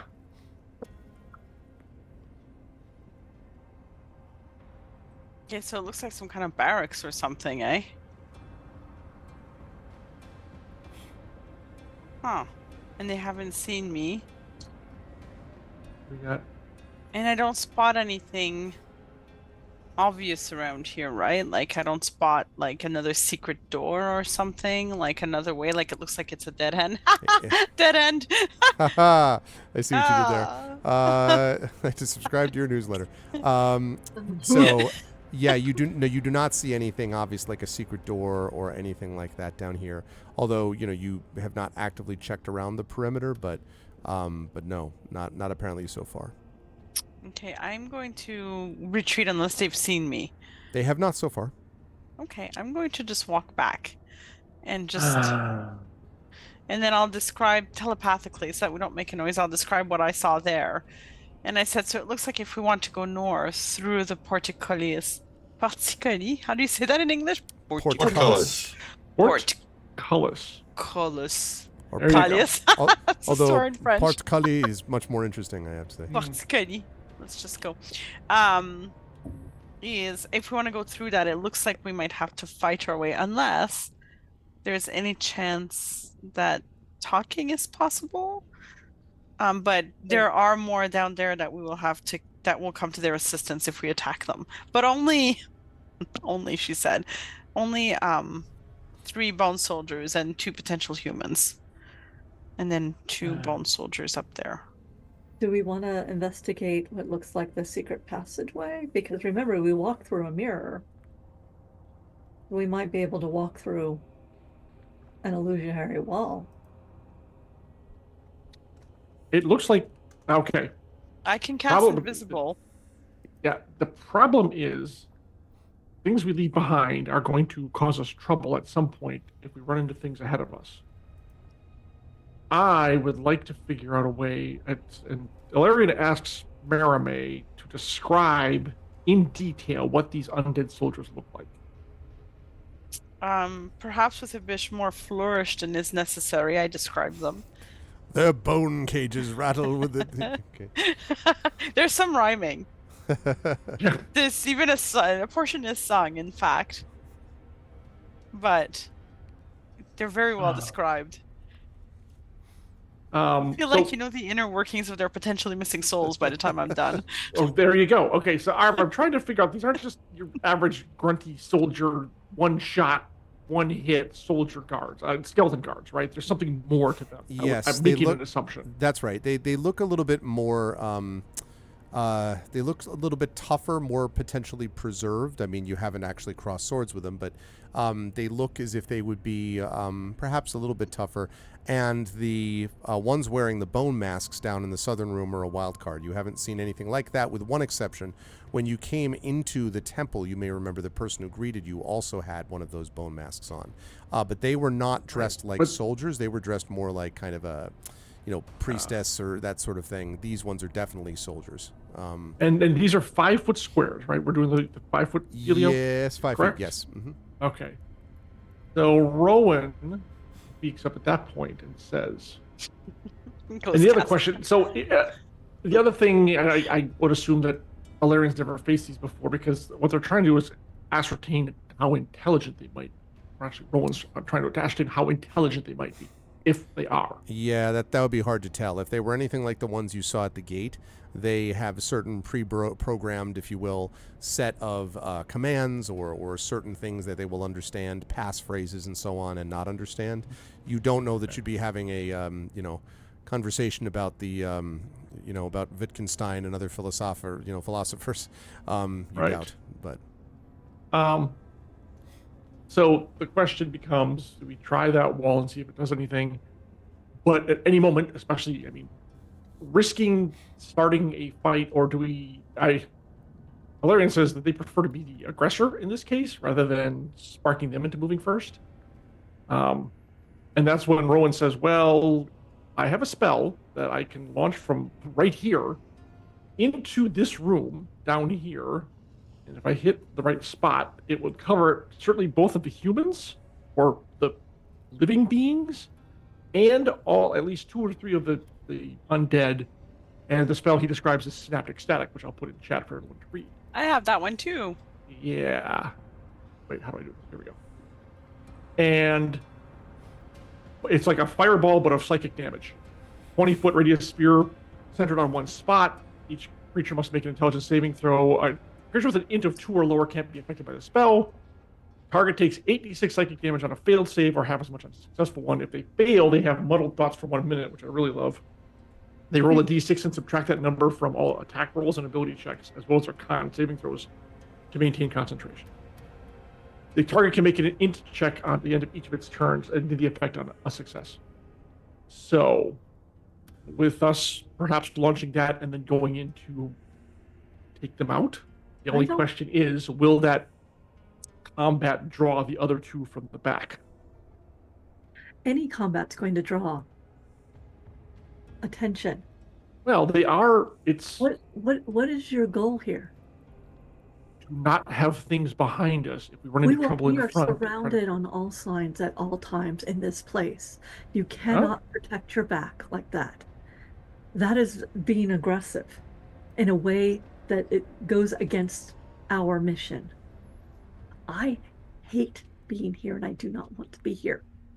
But we have a mission, which is to go and get that captain, colonel person out. Yeah, really need to silence. And we cannot come back this way anyway, because the bridge is out. So we're going to have to find a different way out anyway. So why do you want to tip our hand now? Have Rowan talk to the 2 skeletons up there. He's BS his way very well. I can talk to them if you'd like. I don't mind, and I don't know. I'm an initiate here. I don't know anything, so I can just lie my way through it. I don't mind. Rowan takes the mask off and hands it to you. There, now you're an initiate. Congratulations. I look at the mask with some disgust. What does it look like again, Greg? Rob? It looks very much like the kind of the front of a skull, maybe a humanoid skull, but with ridged bones, spikes really, coming out of the sides of it and behind, as if there is something which has been almost liquefied and then frozen in place behind. Lovely, really. It's what all the best dressed cultists are wearing this year. I don't think there are enough ribbons. Yeah, prestidigitation or ribbons to make this better, but in the spirit of getting out of here faster, I'm going to see if I can get the 2 soldiers to move down to see their friends in the barracks or whatever that is. Just leave them there. If we're going through the wall, let's go through the wall. If we don't need to go through the portcullis, just leave them there. Let's just go. Just look like we know belong. We're sneaking through. They don't know we're sneaking through. All right. True, that's fair. We haven't tripped any alarms. As far as they know, we should be here. Yeah. All right. That makes sense. That makes sense. All right. Okay. Let's do it. Follow me purposefully. Alarian, perhaps if you could ensure that my sister is not... Fine. Do your job. Maybe I'll cast invisibility on you, just so they don't see you and you can be on Spanner, and then they won't see you. I think that's a good idea. Mermaid? Oui? Do your job. I am doing my job. I'm keeping you safe. We're going to have a talk about this later. Well, sure, but for now. Do not put an unnecessary magical thing on me right now. And of course, this is all in her head. All you can see is and you're still whispering. I mean, we're whispering in our heads. Yeah, everybody can hear it because she's just like, look, I don't know what your problem is right now. I'm sorry I am freaked out, and I'm sorry my freaking out is freaking you out. Is making you uncomfortable. I will do better to make myself more. No, you're fine. You're perfect. You're fine. I just they don't like healers, Nisiana. What do you expect? Job. I'm doing my job. I am good at my job. Then Fine. let's go. Don't. Just let's go. Fine. Just stay safe. And then I turn around and I walk like I belong, Greg. Okay. So, and you watch. Show me where you walk. Show me where you walk. Where do you walk to? I walk here like I belong. And I keep the theme walking. of staying alive. Are you walking to the wall here, or Yeah, I walking... haven't seen you walk yet. Oh, my connection to the server has been interrupted. Oh, okay. Because I was just like, I'm looking forward to it. Where's the wall? And you're dead. Walking. You're like Nisiana. Nobody is trusting me to do my job. Okay, hang on. I'll just restart roll 20. Okay. No problem. But yeah, I'm walking towards the wall. Like, I know there's a secret door there. Okay. I belong here. Yep. So just get the fuck Yeah, out of my strutting, Crit Twitch says. Strutting. to the wall. Yeah, I like it. Bard strut too, so Yeah, it's yeah, even yeah. better. It's stylish. Yeah. My hair is doing interesting things back Right. and forth, all silvery, glowing even in the dark. Mesmerizing, really. Mm-hmm. Nobody should ask me questions because I belong here. I own this shit. All right. Roll 20 is still not. So you just imagine it. Bring me. Make it work. Like that. I'll just move you for now. Okay. Oh. I just moved you just to see. I don't know if you won't be able to see it probably because. I can't. Yeah. Okay. The whole thing is capuche. Okay. So, so you come up to it. So as you do, this one sort of turns. I believe you. And watches. Sorry, the one that's in front of the portcullis there, Mermaid. Turns as you kind of come to the wall. Now, what are you doing once you arrive there? Yeah. It is staring at you. So I walked to the wall and I saw the secret door. I want to do an I want to find, like, there must be a latch or something, right? Like, I want to just quickly find. Like, let me have you make an investigation check, yeah, because they are staring at you, waiting to see what happens. I get a natural 20. Wow, like Russell Crowe walking through the mall in the purple suit and virtuosity, Thordax Mommy says, yes. Okay. Yes, indeed. So... Greg, I didn't roll. I don't have access to roll 20. I was like, wait a minute. Oh, I thought you were doing it with like a D20 in your own spot. Oh, wow. Oh, I can. Do you want me to be honest? I can roll one. Hang on. I got No. it here. Yeah, I got it. Here I am just assuming, Just, you know. Never trust the bard, sucker. Greg. Never That's trust true, the that's bard. true, that's true. I have to, okay, I am rolling this cute dice. Okay. I got a 16. Okay. So, yes, you, so, you have any pluses to? I do. Well, I have a +1 at least to everything. Oh, it's back. I managed to. I'm heading back into it. okay. But I want to keep my 16, please. No, you can keep the 16, that's fine. Although you should so tell you me rolled what a 16, but what are the pluses? Yeah, well, for it? exactly. Yeah. Tell me what the total Okay, modifiers I are when you am have it. just- Let me get my apologies for this. That's funny, Zoom didn't die at least. That's good. Yeah, no, So, to investigation, I have +2. Okay, so 18. So yes, you find there is in fact a catch sort of underneath a little bit of one of the rock outcroppings that you find, and if you pull it, then first of all, do you pull it? Oh yeah, like I own this shit. Like you own it. Yeah. All right, this opens. I need you to make a deception check for me, please, Mermaid. Oh, should I do it with advantage because I'm so into it now? No, but you should definitely do it. Stop asking Murray. 19. Okay. So the creatures say nothing. And I need a perception check from I guess from all of you, actually. Well, not Merime. I need perception checks from everybody but Merime, I guess. I'm busy looking like I need this shit. Yeah, and remember that Rowan is observant. Right. Yep. Yeah. I'll do myself first. Wow.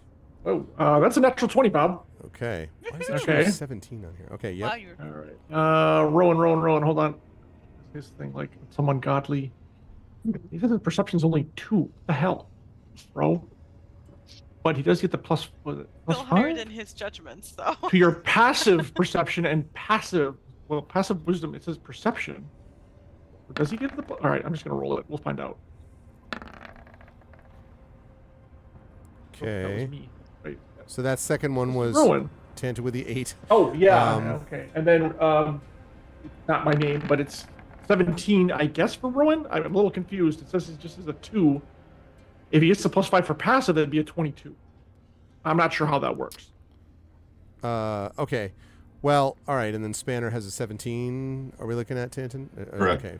So, all right. The two that I think notice this then, Alarian and Nisiana, you see, and just to be clear, and none of you now, remember, it's dark up here. So right now, I'm guessing that basically Merime is leading the way because of having dark vision. So everyone is basically following, because if Rowan opens up his hand, that's a whole different deal. So I want to know, Alarian, I guess John, I want to know what Rowan's doing here with the coin.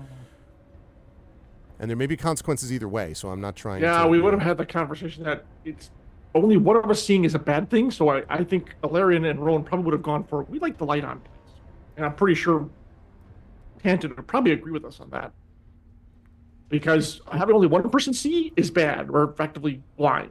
That doesn't really work for me. So then light? Merime, I think we have to have the light on. Otherwise, can't see shit. Okay. That's fine. We would have, and I would have still looked like I own this place. Yeah. That's fine. Even more. The light is like fantastic. Yeah, and Merime, my hair. The only reason that I'm mentioning this, Merime, is that you're not is because you're focused on looking like you own the place, which is on focusing on the door. You can see that the glow doesn't go all that far, but it definitely goes far enough to see that up here is some kind of it opens up into some kind of small room, but you can't tell what's in it because the whole passageway behind this skeletal warrior is dark. And again, the portcullis is closed, so you see the one standing in front staring at you, the one behind the portcullis just sort of like, there, clearly animated but not moving behind the portcullis, and then behind it is this passageway that kind of extends into what looks like maybe a small room. And that's separate from the secret door leading into this other room, which I'll describe. But I wanted to let you know what was a little bit to the left, to the northwest of that portcullis. Okay. Okay. Oh, go ahead. Rowan wanted to just take a quick glance. Are the controls of the portcullis, do they look like they're on this side, or can you not see any controls of the portcullis, which means they might be on the other side? It looks to you as... It looks to you as if there is basically not a... It looks like it's something which has a lock in the gate. You can't tell if one of the... You don't see any lever or anything like that on the wall. So you think it may just be something which is actually like a large door, but barred clearly. And it looks like a portcullis, but something which may sort of pivot open or perhaps slides up with the aid of like chains, that you would pull, but you could only do it once you've unlocked the thing. And there's definitely a lock in the gate. You don't know if either one of the skeletal warriors has the key or whether it could be picked or what, but that's what you see. You don't see any obvious levers on this or the other side. All right. Okay, the secret door has opened. Yes.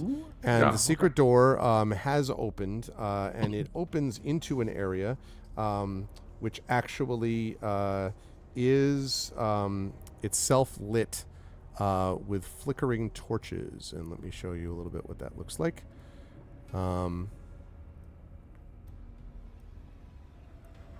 Okay. Hey, we got torchlight. So one thing to note about this is that there is a long refectory table here. This is obviously some kind of like dining room or something that could seat probably at least a dozen here. The thing that's odd to you, though, Merime, as you look in, you're the first one to see as the door opens, is that the place settings are surprisingly ornate, although kind of like old school. You know, they look like sort of be sort of the equivalent of walking into a house and seeing like beautiful Victorian settings, you know, in our world. It's nice, but it feels very kind of old-fashioned would be the way to describe it. And the table is set as if for a fancy meal rather than a soldier's mess. And you can hear the sound from down here of whistling.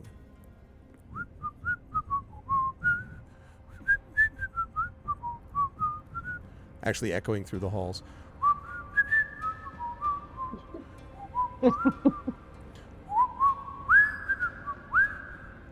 None of you will know. And demonetized. Some of you actually know what that is. We don't hear boot steps or any kind of other movement. Just No. strange, oddly atonal whistling. Mm-hmm. That's right, and it is exactly like that. Just. I will mention over the link that I do see that the other tunnel goes up to. There you go, Zed. I don't know necessarily to a small room, but it does go up to a turn. Well, it certainly looks like they're guarding something behind it. I'm going to tell everyone to keep moving while I would keep the hairy eyeball on these two skeleton guards. So Rowan's going to move into the next room as well. I tell you two to hurry along. Don't forget to grab Spanner. Yeah, he'll be last. And then if we can close the door, I guess we're going to close the door. Okay. Then, still watching them. Then, I tell Merime we should probably close that door. Mm-hmm. I will close the door. Okay. And so now you're just here in this room. There is a passageway you can see off to the east. There's a couple of these torches, and also glowing from the south down this passageway as well. And then again, this.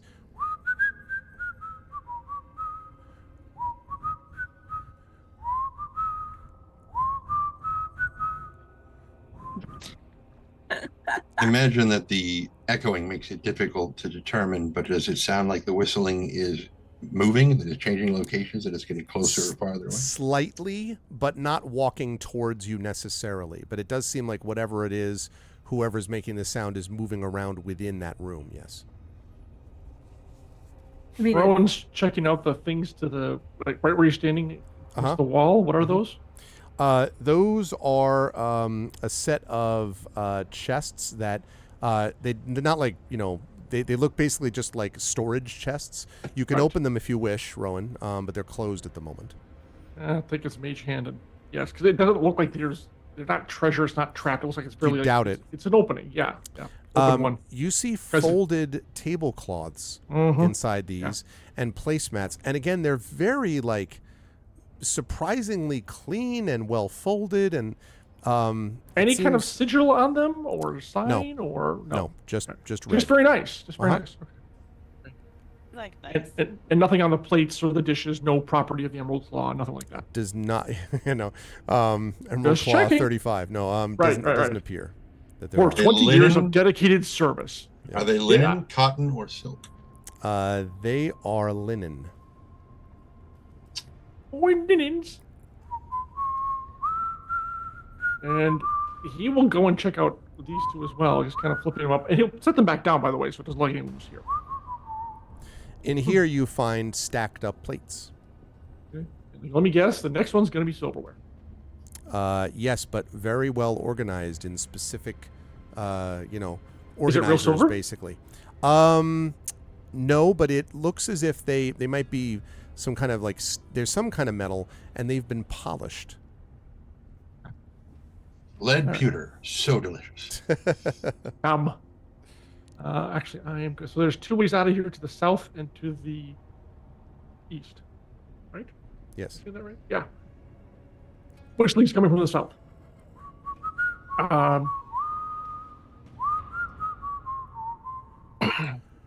Mermaid, do you want to see if you can get a look at who's doing the Whistling?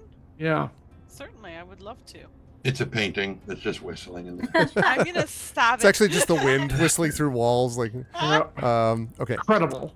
So now, Record set. are you now? Are you walking in like you own the place again, Mermaid? I'm kind of enjoying this vibe. It worked so far, so I'm gonna walk in like I own the place. Oh. Well, you walk in to see that there are large urns of flour and salt and water that are stacked neatly inside the chamber beside smaller, looks like possibly depleted pots of spices and seasonings. And there is what probably might be a cask of beer, if you had to guess, that is carved, that is sitting on a shelf right here that's carved into the stone wall. There are several small cages attached to lengthy metal chains neatly stacked and coiled up.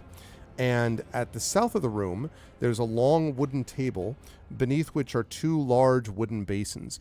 And standing with his back to you is what looks like probably a human figure who has a chef's hat on and an apron and is whistling, and you can see feathers and other things on this place. And he has a knife out and he is like doing some work. It looks like he's preparing some birds that he might have caught in traps.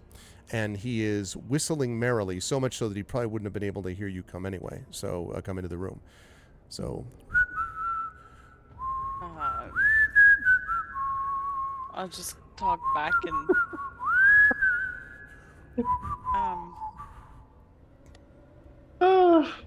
you know what? Maybe we can get some information from a chef. Chefs sound nice, right? I really know a bunch, theoretically.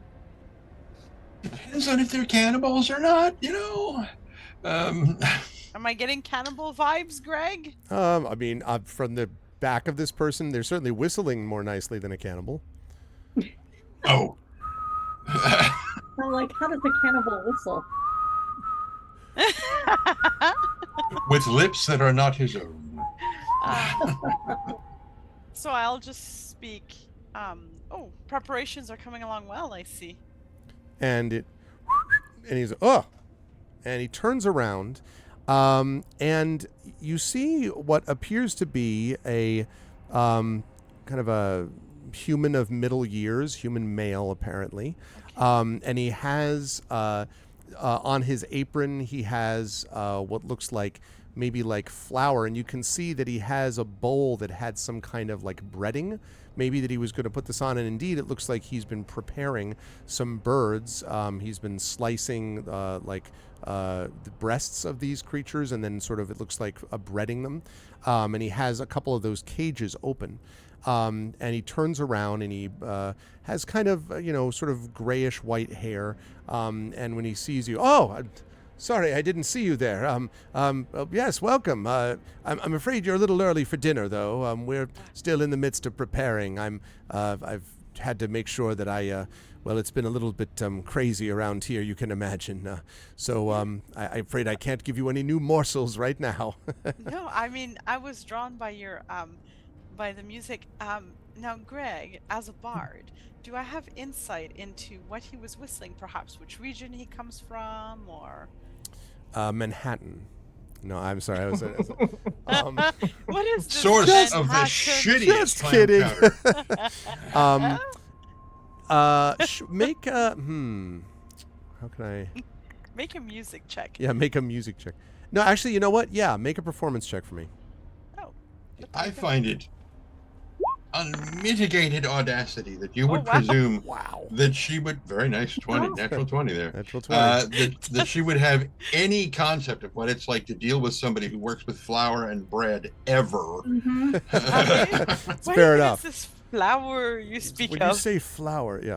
So you. This is what I waste my natural 20 on. Yeah, I was gonna say. For You know a total of exactly 29. to a dead.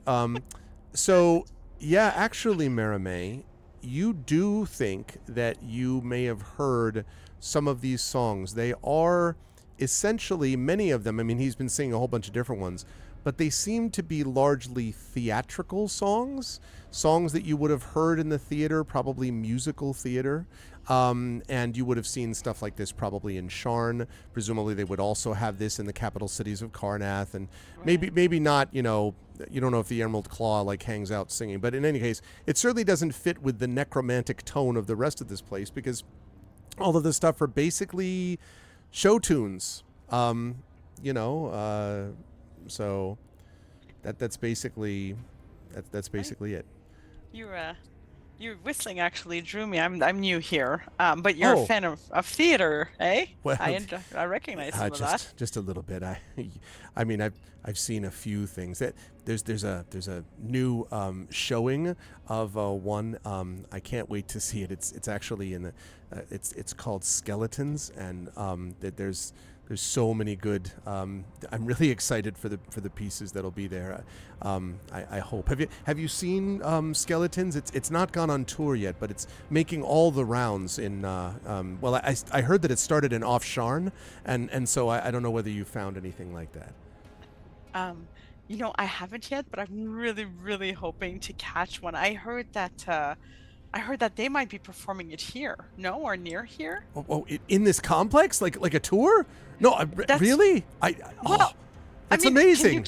Can you keep a secret? Well, of course. I mean, naturally, I'm all about the secrets. Is he like? Do I get the feeling this person is gullible? Insight, please. Okay, I do get advantage on insight, so I'm not just messing with you this time. Advantage on insight against gullible people. Wow, 15. I mean, look, if the guy is playing a long game, he's doing a damn good job of it, but you think this guy is a chef who likes show tunes. You have a feeling this guy is just like, show tunes?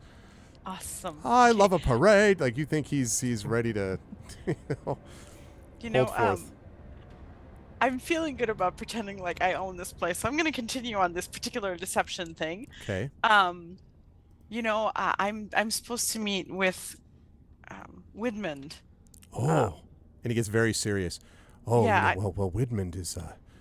You need to be very careful with Widmund. He probably sometimes he tells me to shut up the infernal whistling, and the thing is I'm a good chef and I'm a good cook, and I keep the residents here, well, the human ones, going, but he gets very frustrated with me, and of course, since he doesn't eat the meals himself, I just have to hope that I can keep everyone else happy. So he doesn't eat your fine meals? No.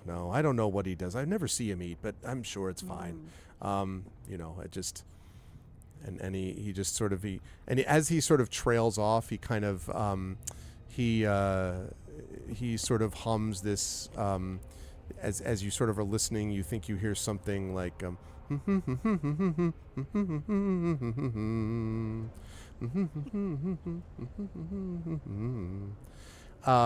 so he seems to be humming to himself, almost like a nervous habit, perhaps.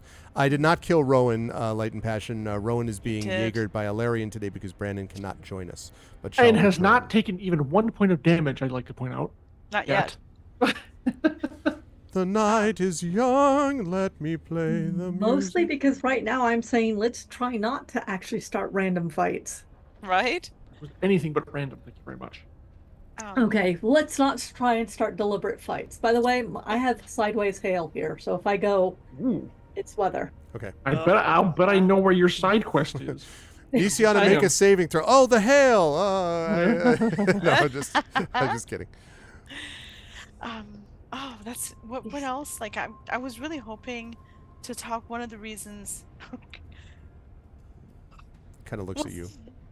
Yes? One of the reasons that I came here was that to help, such as what you do, to help with the heightened presence of humans here, and maybe even some initiatives that would help them connect more easily with greater power. And in my experience, I thought that perhaps, you know, communing through music was one of those ways to do Oh, so. okay. I mean, you mean getting the humans to sort of pull together, sort of all in the same boat. Well, Let's for get down to business to defeat the ones. That's basically it? once, Yeah. yes, Okay. yes, and Wow. Love because that it could piece. be a whole new world for all of us. Oh, Um, don't you dare close your eyes. Oh, I know you. I think Oh. I met with you once. Okay, we gotta stop. You're gonna get. I, I love the image, by the way, that the rest of the party is just like, what the hell are you doing standing up to the north as this conversation's going on? Anyway. And then like me and the chef just go off and we form a band. And Yeah, this exactly. is It's just a like band. we're off. Well- This is it. Well, listen.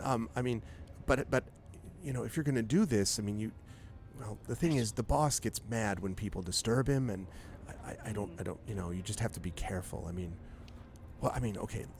Do you mean you want to like play him music and see how he reacts, that type of thing, or No, I want to be respectful of him, but I Oh. want to explain to him how it could be utilized in a very psychologically sound manner Oh, I see. to Oh, help yes. human worshippers, especially if he might be something else. I mean, we never know, right? We deal with wondrous wonders here. Something else? What do you mean? Well, I mean, if he's not eating your fine food, perhaps he has poor taste in food, and in that case, Oh, well. I mean, I don't mean to question. I mean, I am but a simple chef, and I live the simple life. with excellent taste in music. And so, what would you propose as someone who's obviously a keen observer of individuals? Me, I mean, I know he doesn't like singing. Doesn't like Okay. eating. At least not Okay. my food. I don't know. Well, I mean, if you were to, you could, I suppose, go in and talk to him, but he hates it when people knock. Whenever I knock with bringing him a plate of food, I gave up doing it because he yelled at me all the time. But anytime I knocked, he would just do, "Ah, rah, rah, rah," and that was no good. And so maybe if you just sort of, I don't know, went in carefully. I mean, perhaps you could, Yeah. I don't know, tiptoe up behind and then Yeah. come up and start, I don't know, singing. Emerald Claw, where the enclave's riding on the or something, I don't know Right, though. I the mean, I'm just a anthems, yeah. chef who likes musical theater. Maybe that's a stupid thing to say. Well, I- how I know, I mean, no, that's perfect because you're really giving me an idea on how to make a good first impression. So how would I enter his area Well, you see, without? see, it's so it goes like this. Okay. Oh yes, oh yes, oh yes, oh yes, oh yes, they reached. Oh yes, they reached for the key, and he starts doing this thing, and he says, Okay. "There's a key in the war room, the war room. If you just go up into the war room, there's a key." Okay. And the mortal with the pestle. No, that's another thing. Never mind. Just find the key. It's in the war room. The room of Where? war. The Do you room know- of war. Do do you know where in the war room it is, Oh though? no, I'm just a chef. They don't let me know those things. But Right. I know that it's there because I once when I was bringing in food before I stopped doing that because I was tired of having the tray thrown at my face. I heard Widman say that if you want to come in, you will already know where the key is. And then he said something about jackass, buffoon, and something about a tortured turkey. I don't think he was referring to my voice, but it's possible. Anyway, that was what he said. All right, and this war room, is it near his place, where he hangs out? Oh, it's right near. In fact, if you just go up where you came from and just go to Okay. the east, you can go into that war room, and then his doors are right beyond that. Now, again, be careful because he's very, very, he gets very upset very easily. So just, kind of keep things on the level and still waters and quiet, Okay. pleasant times, that sort of thing. Right, right. You know what I think, friend? I think that your time here, like at this very moment, with everything Yes? that you're doing here, I Yes? think that it will inspire great music from you. Oh, well, that's an honor. Thank you. I'd like to think so. Listen, do you, when the traveling company that you said is coming, and I'm sure Mm-hmm. that you wouldn't lie, I'm sure that's true. Mm-hmm. When the Mm-hmm. traveling company comes here, do you think that they might, well, it's a little silly, but do you think they might do like an audition? Maybe. You know what? I've heard you. And I think they just might. I'm gonna slip a good word in for you. Would you? But that's wow. I thank you. I know that you're telling the truth. I can just see and feel the sincerity coming from you. Music lovers understand each other. It's like a code that we have that nobody else does. Absolutely. It's the song of who we are. Yes, for sure. Deep in our heart. Oh, Like yes. yes. And Yes. then so this goes back and forth, and the rest of you can hear this duet sleight of bouncing off the We're walls like a little bit. longer than it should. Like Longer than there's been fit. Okay, that's not a show tune. I'm cheating. That's Dan Fogelberg. But still. Okay. So he sort of nods and he says, I would offer you some food out of thanks for this wonderful news, but it's not ready. Once I'm done breading this, I'm going to put these in the cages, and then I just lower them into the magma and cook them that way. It's very convenient. the birds? Yes. Oh, Gives you a nice sear. I can see that. Okay, well, I'm sorry that I'll miss out on it. Yes. Well, that's all But right. but you know what? I will be back and I will enjoy your cooking another time. That sounds good. Make sure you don't take too long. The others will be arriving in about 20 minutes for this meal, so I need to get Okay. back to doing it. Very quick Okay, fry I'm yes. going to do here. Okay. The birds are still alive? No, they are. You can see that the birds are dead and plucked Okay. and stuff like that. Oh, perfect. It's great then. Have fun. Magma. That magma tastes. It's better than smoke. All right. I will go and continue my way, and I will see you again, friend. You will hear. Very well. Listen- Well, it was a pleasure. Farewell, good night, auf Wiedersehen, adieu. He says. Actually sings. Ah, yes. And I And he just stares at you and blinks awkwardly. continue the song, which I'm completely blanking on right now. I know it's from Sound of Music. Mm-hmm. Adieu, adieu, To you and you and you. and you. Yes. Yes. Okay. And then I do that and I step out. There's an NPC who has reached the end of his scripting and just Yeah, exactly. Yeah. That last Just one is a blank. shout out to my mother, who was in the traveling company of the Sound of Music in the 60s. So that was a shout out to her. Aw. Yes. You head back to the rest of your party. And you probably heard most of that, I assume, because we were I will singing. specify they can hear it. It's up to them what they decide to do about it. Well, of course. your mind link's still up too, so we heard probably all of that from your side of it. Singing, particularly loud through the mind link. We should go. We only have 20 minutes. Let's go. Did I understand that the war room is past the skeletons?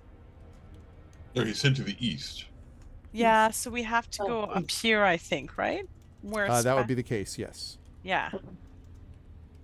And then there's a key, and that key will give us access to his chambers.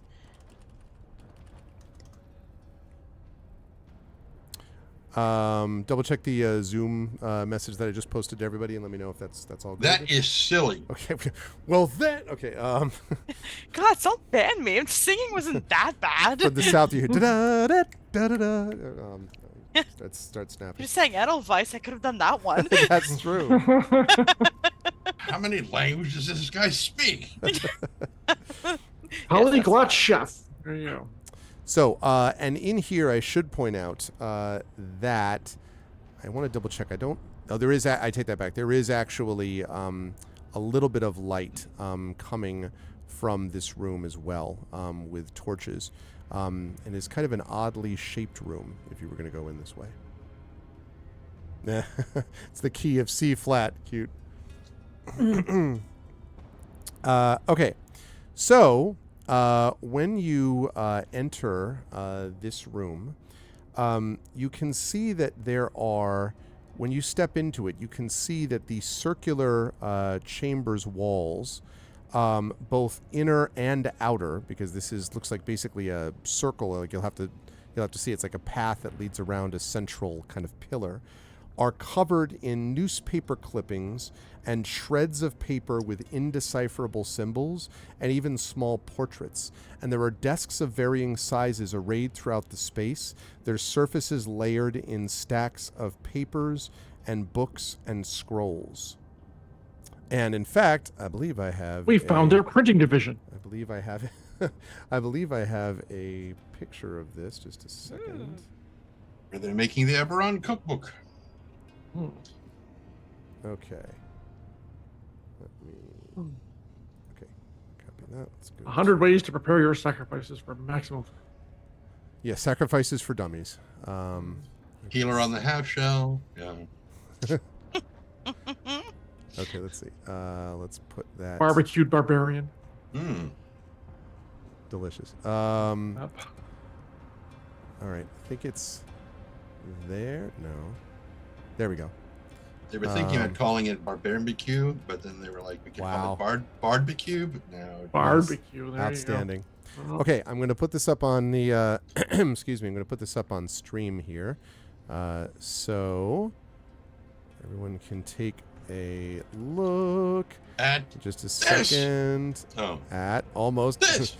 No, I'm trying to get the thing. It would work that way if I could just do the stupid thing. All right. Go down to this. I have too many folders. You keep saying that. I don't think it's doing what you think it's Here we doing. go. That's right. Is it? Okay. This. Oh, Ah, Not trying to make this happen trend. We have this map. You do. there's links. I've always wanted a murder map like that. Like, not just of people I murder, but like of people I'm trying to murder. Wait, Mm-hmm. forget I said anything. So this is what you see on some of the walls. There's also, of course, the desk that I mentioned before. There are desks as well. I'm not seeing anything. So something supposed to be in chat. it's on stream. It's on stream. Yeah, on stream. That's what I'm looking at. There it is. Okay. It's Hey, that map looks really familiar. Yep. They leave. Okay. oh yeah. Wait, they're targeting Emerald Claw cookie sales. I see what's going on. I want a cookie. Target is something not. We get a chance to look at this like Let me off see if screen. let me see if I can zoom it in even further. I'll block you out for a minute, That- but that that would might make it help. easier. Okay. Sorry, People I'm know what blocking we look people out. There we go. I'm making you full screen. Sleeper So- Cells, Oracle of War. Oh, thousands of Oh God. Targeted by Carl? Caradol? And in fact, that bulletin board, by the way, that you just mentioned, Ilarion, has a crude schematic, it looks like, of the Oracle of War. Oh yeah, I noticed that. Planned for centuries, Stonefire. This Caradol knot stuff sounds interesting. Carol not. That's in 2 different places. It is. Meet up every decade? Something else? Undermine elves? How deep? Underneath. Undying elves. Oh, undying. Okay. So maybe they're a group of immortals they're trying to find or something? And if you want to zoom in on a particular spot, you can tell me and I can try to do that too. Sleeper cells.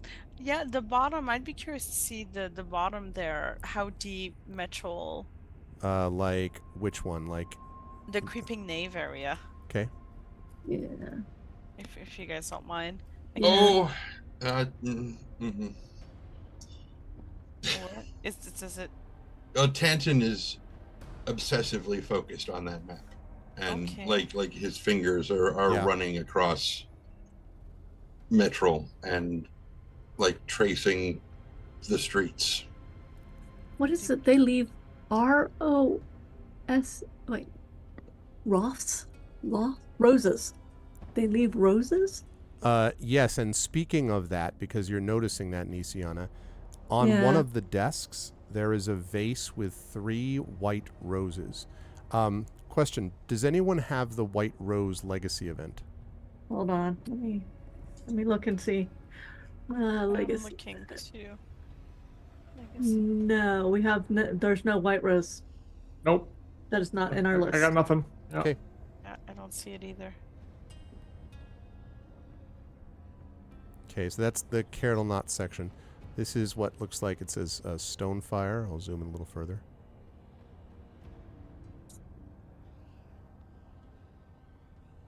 Planned for centuries. What is that article in the middle of that collection? It looks like it's clipped from, if I didn't know any better, a pulp magazine. You talk about the brown, kind of Yes. the brownish one? Correct. Well, what I'll say is this is part of the overall investigation. Are you all, like I saw Tanton was doing this. So Tanton, I think I'll have you do this. And anyone who's spending time like looking in and peering into the papers or like looking at the papers on the desk and the bulletin board, anyone who's doing that, I can take an investigation check from you folks for that. I'm actually looking for the key, and I'm sure Rowan is. That's what I'm. Yes. You're looking for the think key, I'm Rowan's focusing looking for the on. key. Tanton, you're just focusing on the map? For the Just key, the map. Okay. I'm gonna look for bits of stories or something, like just, some explanation. Okay. So then let me have you make the investigation check, Mermaid, and I'll come back to the others. And I'm looking at the Stonefire thing because I caught the how are they activated, and I want to know more about what's going on there. Okay. Okay, so investigation. Normal.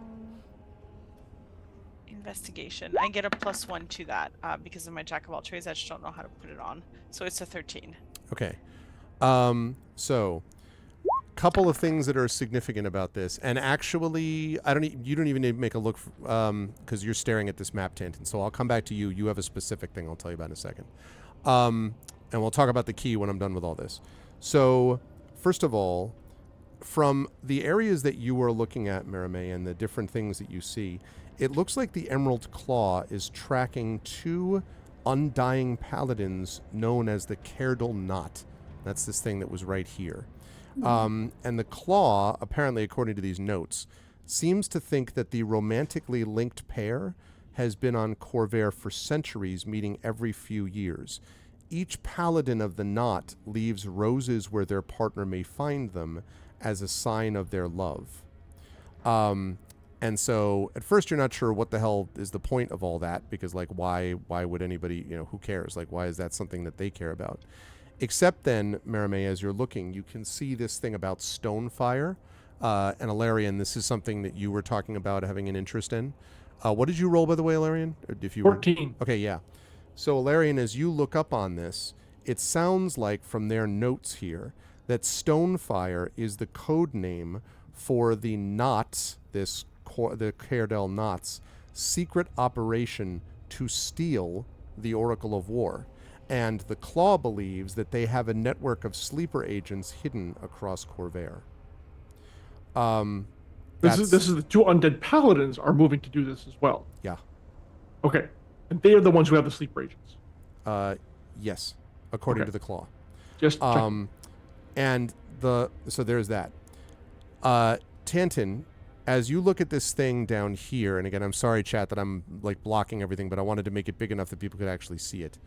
But as you're looking here at we talked about the sleeper cells, this Metrol thing right here. Of course, what Tanton would know deeply is that Metrol is a ruined city in what was Seer. It is in the Mournland now. And it was apparently the capital. Yes. And apparently the Order of the Emerald Claw is investigating an ancient Dalekir sanctuary named the Creeping Knave, which is buried underneath this ruined Seren city. So yes, that's what this sort of research suggests. Nisiana, as you are looking around, actually, Nisiana, can you make an investigation check for me? Not about this stuff, but about And Rowan can make this check too, actually, because you're both looking for the same thing. An 11. I only got 11. Okay. A lot of freaking papers in here. A lot of papers. 19. But Got it. fortunately, Rowan finds that on one of the desks there is a large iron key. And the other thing Rowan finds over in a corner is a short sword and a hand crossbow. But the short sword and the hand crossbow are odd because they have several griffin griffin crests that are decorating the short sword and the hand crossbow on top of a backpack that is filled with 50 feet of rope and some pitons. The crest looks awfully familiar to Rowan. Okay. And if Rowan can make a... Actually, Rowan doesn't even need to make this check. This is something Rowan would know. Rowan would be able to turn and hand this to you, Nisiana, because these are crests of House Jarasco. Ooh. So she Um, is. Okay. We'll ask her. Why would this be here? And completely open. He's puzzled as to why this is here, obviously, for obvious reasons. I don't think this should be here. Well, obviously they belong. This is over the link. Obviously, they belong to somebody who is in House Jarasco. Somebody I need to find if I can. Somebody you know? I don't know them personally. Shall we take this with us? This is Rowan again asking.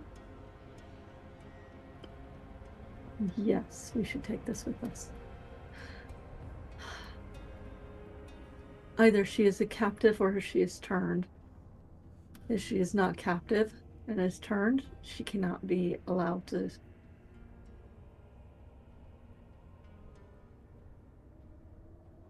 She is a great danger if she is turned.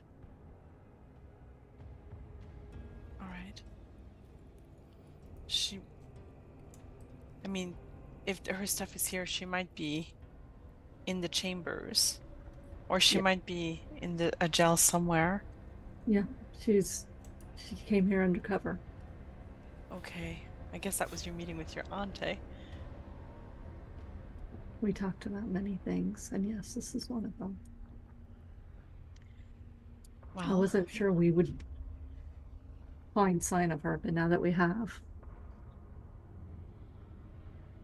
If you see a healer with wild brown hair, okay. that's her dragon mark. Oh. And either we need to get her out or we need to. And she kind of screws up her face, like she really doesn't want to say this. Even mentally, is we cannot leave her here alive. Do you know her name? Her name's Leel. Leel? Leel. L-E-E-L. L-E-E-L. That's all you know of her name? Di Jarasco. That makes complete sense. Okay. She is dragon marked, but if we can save her, let us. If we can save her, we save her. If we cannot save her, we make sure she can't do damage to others, as she would not want to. And I put my hand on Nisiana's shoulder, and I say, if she is close enough and we can't save her, I will take care of it. I promise that your house will not be destroyed by something that we can stop, but we'll of course try to save her first. I'm sorry. I wouldn't bring it up if it wasn't possible. And I'm like, basically, I will put on the backpack. Okay. Now that we've got proof that either she's here and alive, or what she had was taken from her. But we don't have time. Remember, you said 20 minutes. Yeah, until the humans come to eat. About 10 now. About 10. Yeah. So, I mean, we wanted. Is the door now? The chef had said that the door to the chambers was right off the war room. Yeah, you're only on the There's a- sort of, you like, if you've gone, you're only been looking at like the desks, and then up to the north. If you want to go see the rest of the room, I can reveal the rest of that for you if you wish. Like Rowan could probably see over here by now, but it seems to all circle around this sort of central pillar. I'm going to do a once around to kind of look around it at some point. Marie, the player, is like, ooh, how is Tanton reacting? But I think Mérimée is very caught up with everyone's safety, especially her sisters right now. So she has tunnel vision, basically. Okay. So I will go around and kind of see if I see the door. You do, and that's see the it. door right there. Okay. And you found did you find the keychain, Nisiana? Rowan has it. Rowan has it. Perfect. And then I ask, if he's behind that door, how do we get him out of here? We're brain blank, Greg. Yeah. We're here to get a small crystal skull from him.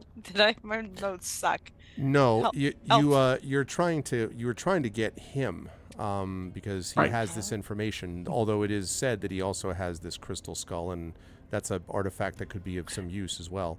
But That he used, yeah, right. that's right. But like he's the main target, honestly, because We're supposed to kidnap the leader of this place We're and trying to get him bring out him without alive. raising an alarm, which I am.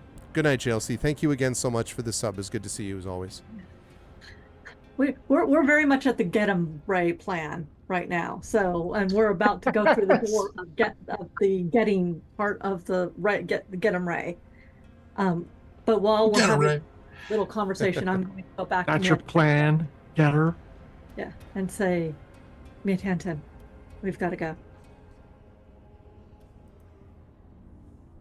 She will put her hand on his shoulder. Mia Tanton. And he is just very quietly, silently crying. She grips his shoulder harder and shakes it a little and says, Mia Tanton, we have to go.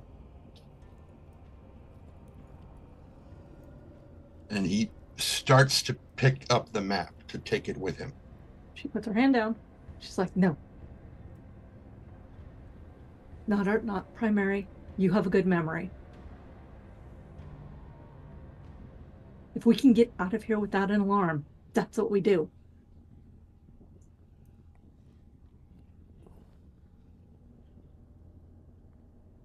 And he turns to follow, but he doesn't say anything. Okay.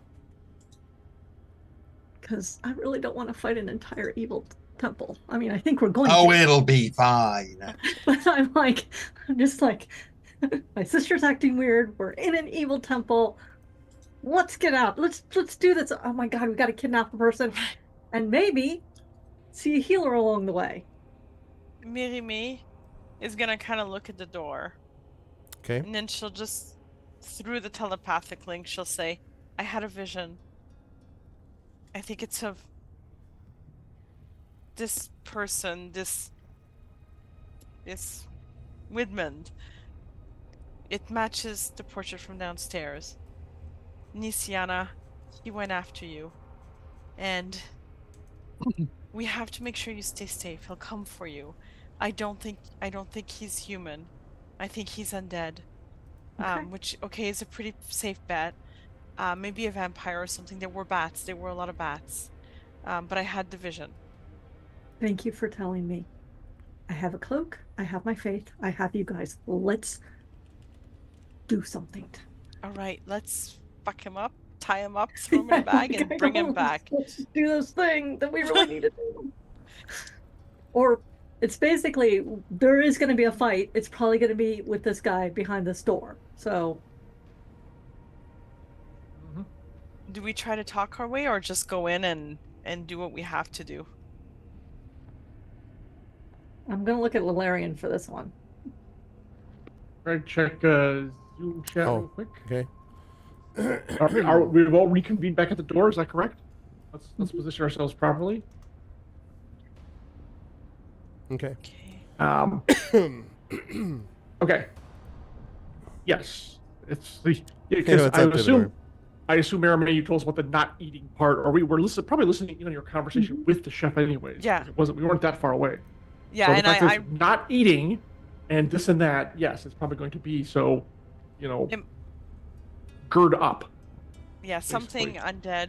She thinks right now because of the bats, like, but there's no, like, she makes it clear I am not sure, so don't go in thinking this, but But I have no intention of going in and trying to talk to this person. I'm Correct. going Just- in to subdue them.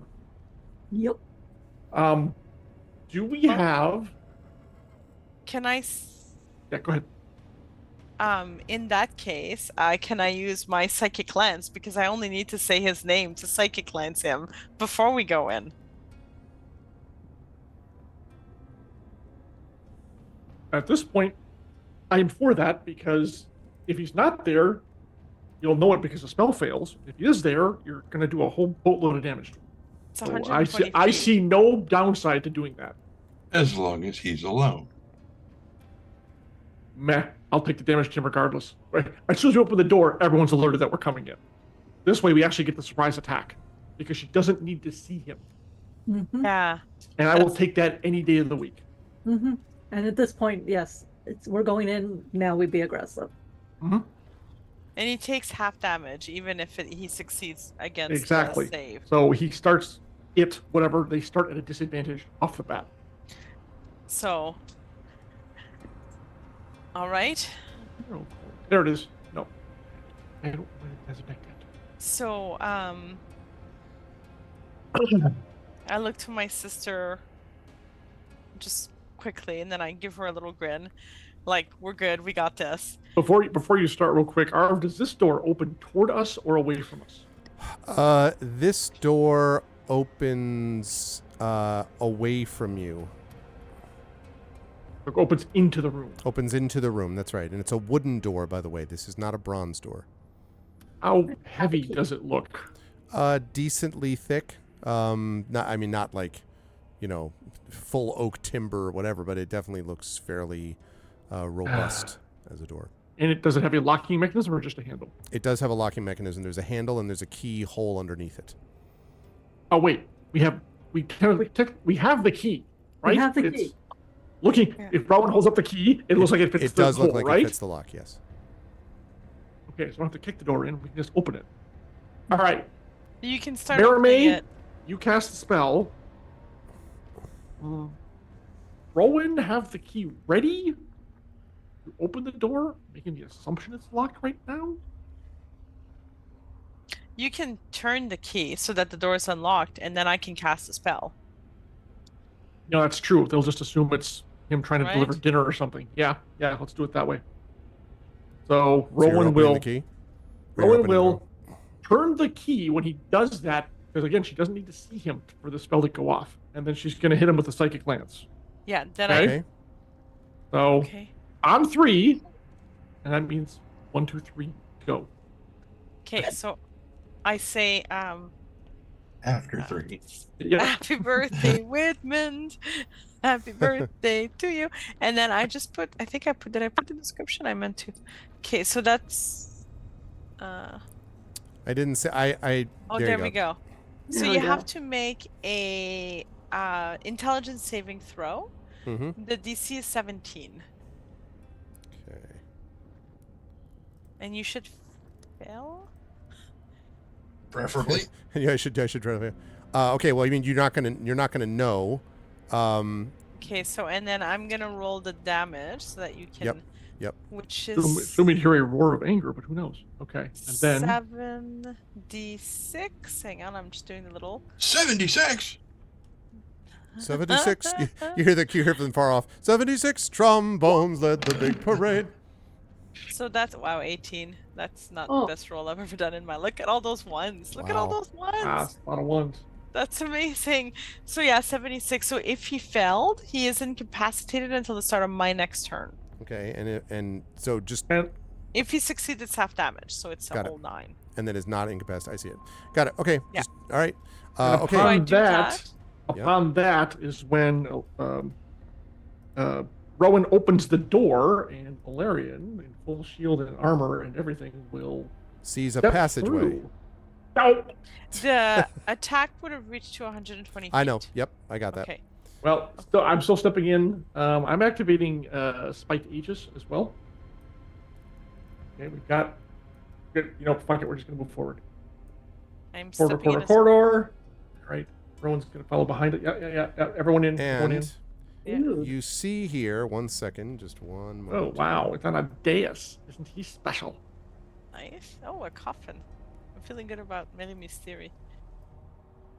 Oh, look, he's cute. Hey, there he is. All right, now Hi. standing standing next to it, and you can see that he has you can see that his face is slightly sort of his forehead is wrinkled, yes, having received that.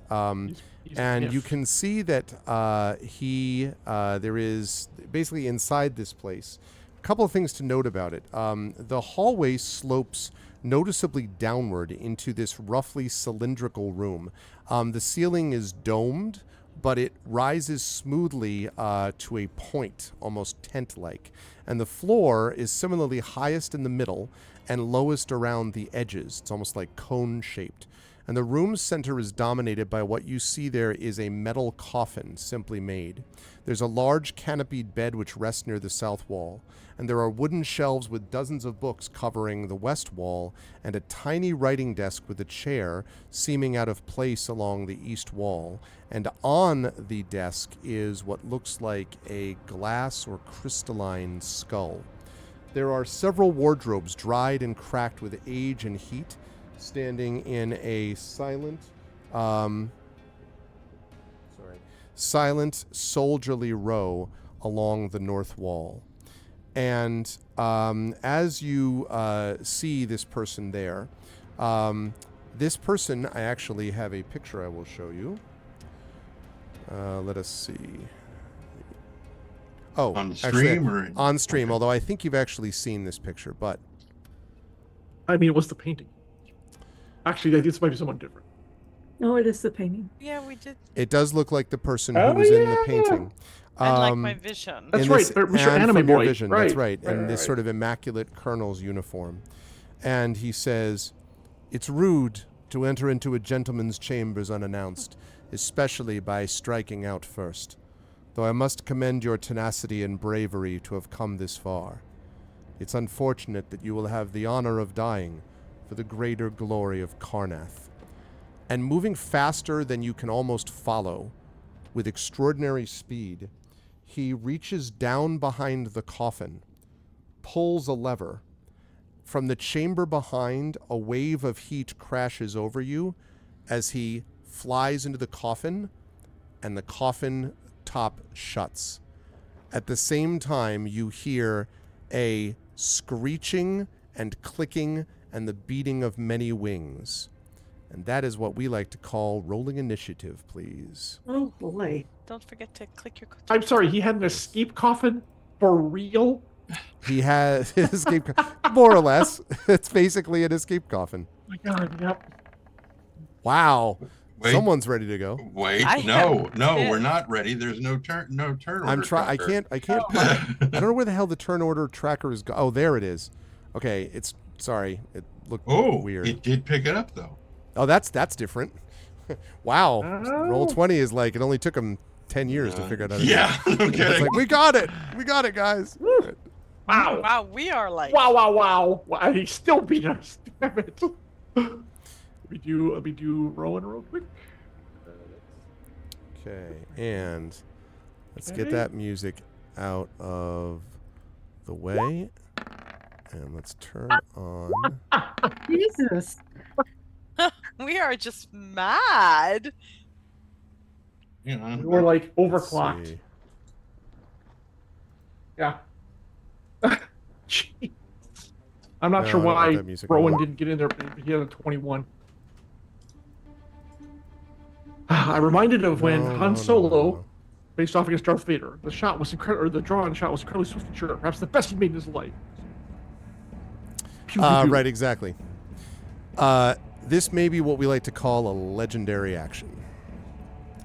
Oh. So, No, thank Even you. though already I couldn't even fire my crossbow at him. It's just that fast. Basically. He is standing right next to the coffin. Legendary. So I get it, but it's legend. You are, as we say, in their lair. I do not want the legendary action. Thank you very much. So, well, okay, I'm gonna wait for initiative. So when you get those things out, can you make sure the door is open down below to the office again? You hear me? Yeah. Okay. No. Don't forget to open the little door that goes up under the eaves for the cats, okay? Yeah, exactly. Why are you still awake? Because he is. I see you're printing your bingo things. Yes, I see that. That's not really an answer to this. For what? For your birthday? Your birthday isn't for 3 months. He's well prepared. Thank you. He's trying to square things away. Exactly. I wish I had that much self-preparedness. Yeah. Okay. Let me get this set and ready to go. Okay. Oh wait, I need to. Okay.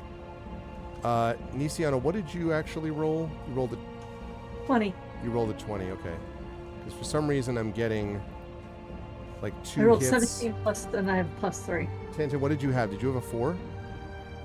Oh. You had a 17, right? It is 17. All right. Let me. And then Spanner was okay, and then Rowan was a. Spanner goes after me. So. Right. Yeah. Rowan. And so was actually, Ilarion had a 20. Rowan had a 21. Okay, so let me get rid of that. Rowan had a 21. I don't know why that didn't pop up, but.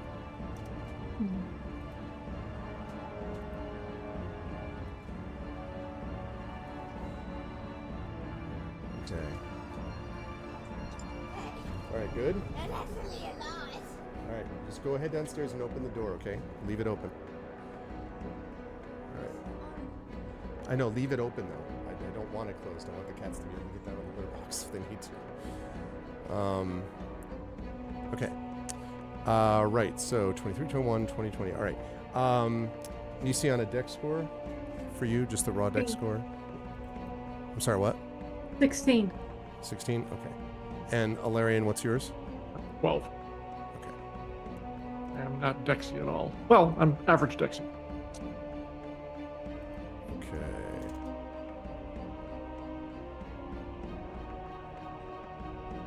Right, okay, so that's 21 there. We've got Alarian with 20. We have Luciana with 20. You have the pleasure to die now for your rudeness. Yes, exactly, Tom. So then we're back in Curse of Strahd. Which, incidentally, the audio of Curse of Strahd is almost over. It actually, the last of the sort of during the campaign stuff is over. The post-mortems are going up, but the audio is almost finished. So Climax. It's been running for, it's been running for quite a while. So I was just thinking about the death of that guy that I played. Weller. Of Weller, yeah. And the explosion of the alchemy bottle. I was just thinking about that like last night. Yeah. Yep, Weller, little Weller.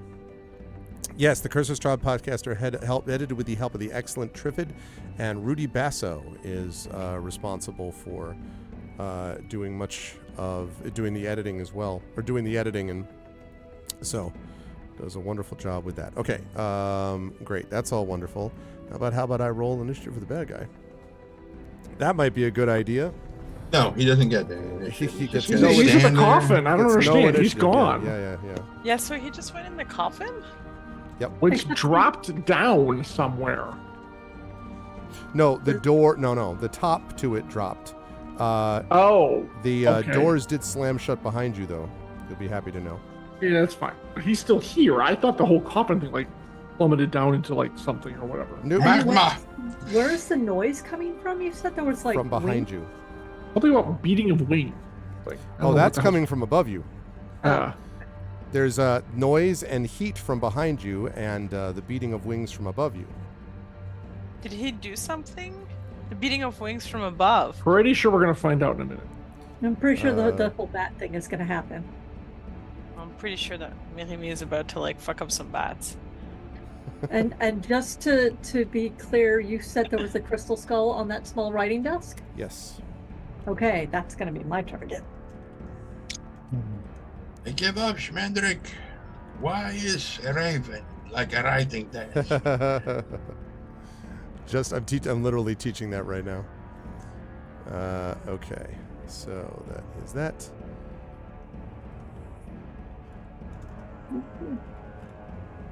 Right. Okay, great. How do we do Wonderful. And sorry, folks. I was I was ready to go, and then like 5 things happened at once with my son coming up, so I get a little bit behind. So 1 second. Hey, those bingo cards are not going to print themselves. I know. Just don't know why. I was just like, why are you up right now? That was the funny part. I was totally ARF dad mode. Like, he's like, he doesn't answer that question. He's like, well, I'm printing out my bingo cards. I'm like, I know what you're doing. That's a perfectly cromulent reason, sir. Yeah, I mean, like, I'm not curious about why you're here. I'm curious about why you're up. I'm printing my bingo cards. Was there a part of that you didn't understand? Yeah, I know, seriously. Probably annoyed with Roll20. On the front page, if you click on names, it prints things out. No, it opens. If you click on the speech icon, it puts everything in Roll20. But on spells, if you click on the name, it prints it in Roll20. Mm-hmm. But if you click on the speech icon, it tells you, oh, what did I do?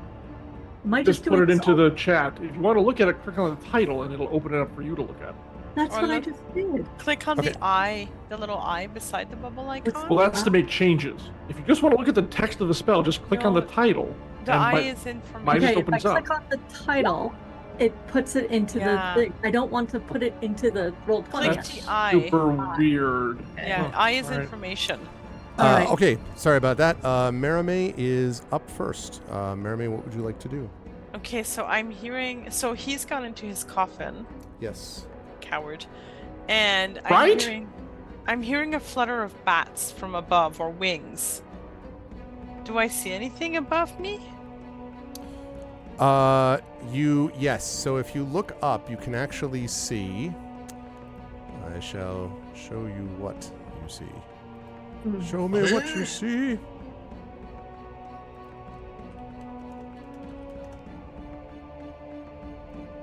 Okay, hang on just a moment. There we go. 8 million of these.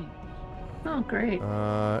Not 8 million, just 3 swarms of bats. Really? I know that's unexpected. I mean, Anybody got a fireball? Well, exactly. That's I know what Rowan's doing when he gets to his turn. Why are we still not? Okay. So the thing I want to note is that the thing that you see behind you, because you had mentioned, actually Marame would looked up. So I'll come back to Nisiana when we get to Nisiana's turn about where she's looking. But Marame looking up, this is what you see. Okay, how high are they? They are near the top of the ceiling, which is right now. How far? They are so unbelievably high. You have no idea.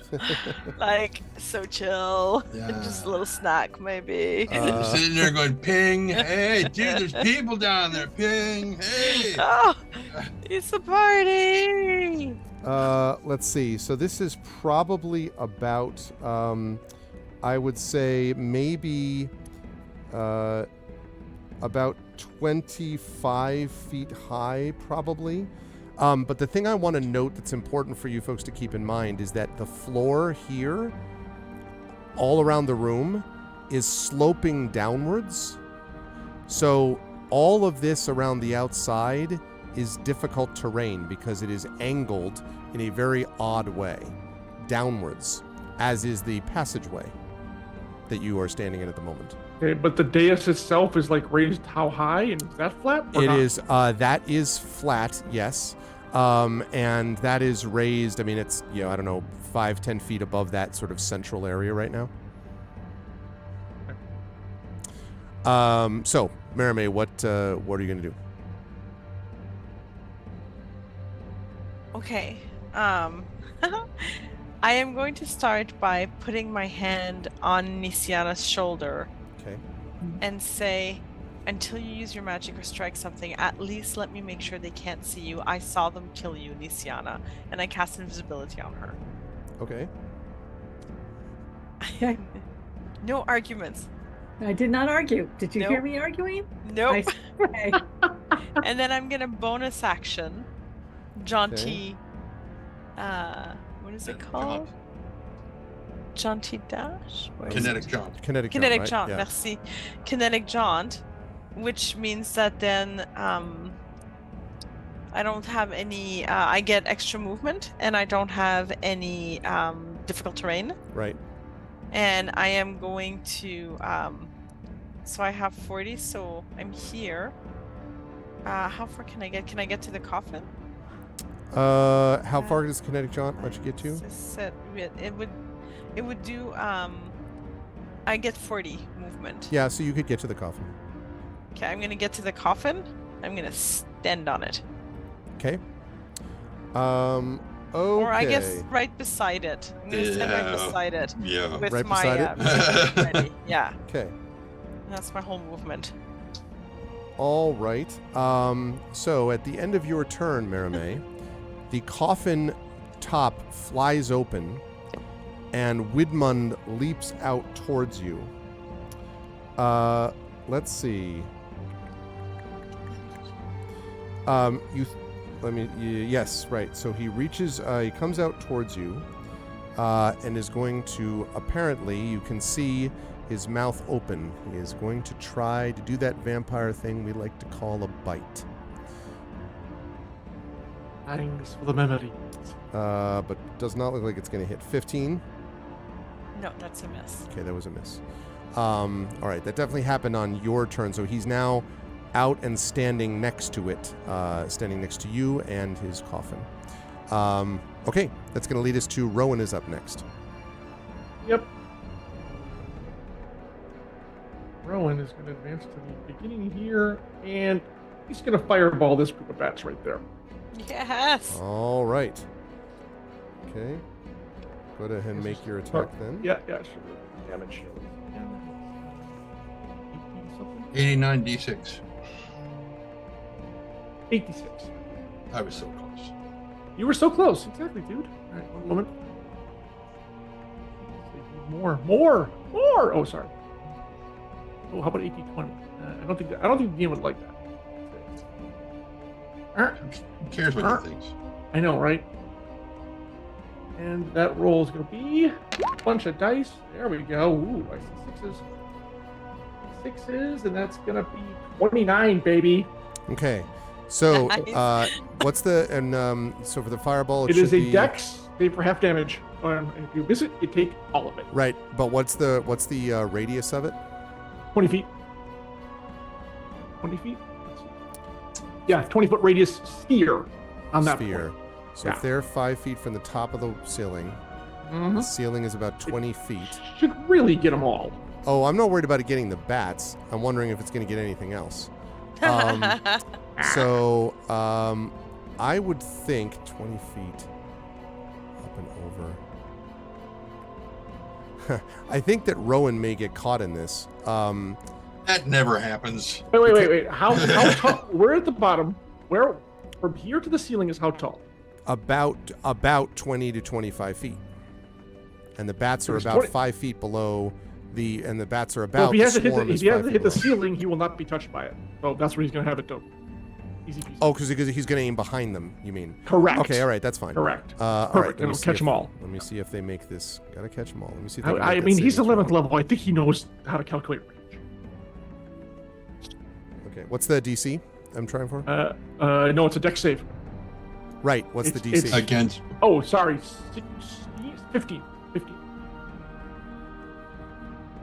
Okay, and if they do make it, then what? Then half damage. If they half damage if they make it, full damage if they fail. Okay, they did make it, but you can see a number of bats in the swarm sort of falling, to the ground, wings ablaze as it hits the ground. Yep. It is hurt for sure. You hit a lot of them. They're not completely destroyed, but they hit a lot of them. Okay. Good start. Yep. Okay. Where's Rowan moving, if anywhere? Rowan is going to stay here because the bats will have a harder time attacking. So he's going to stay here. He can tackle any of them in the room, so he's not too worried about it. He's probably just going to fireball until the bats are gone. Okay. Crispy fried bats are on the menu, boys. Yes. Right. Okay. Nisiana is up next. How far is it from where I am to this thing? Wait, to the skull. So it is about 25 feet. Remember, though, that this is all difficult terrain. So that means that you're going to move at sort of your normal speed. Well, I'm invisible, so I'm going to just simply double move to get there. Okay. To get there, and I am not attacking. I am not doing any spells. My intention is to basically using not my hands or using. I'm not going to touch the skull with my bare hands. Okay. And probably take the backpack off and kind of scoop the skull up. Will that break invisibility? It's not an attack, no. So I don't think so. I'm just literally doing that. Yeah. When you so just a quick note that when you pick this thing up, it feels red hot. Now, it's not so hot that you're going to burn your hand, but it definitely is extremely hot as you pick this thing up. Into the backpack. Okay.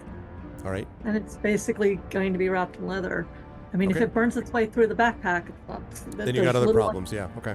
Yeah, so basically, that's all I'm doing. All I'm doing is getting the skull. Okay. The skull for the moment is yours.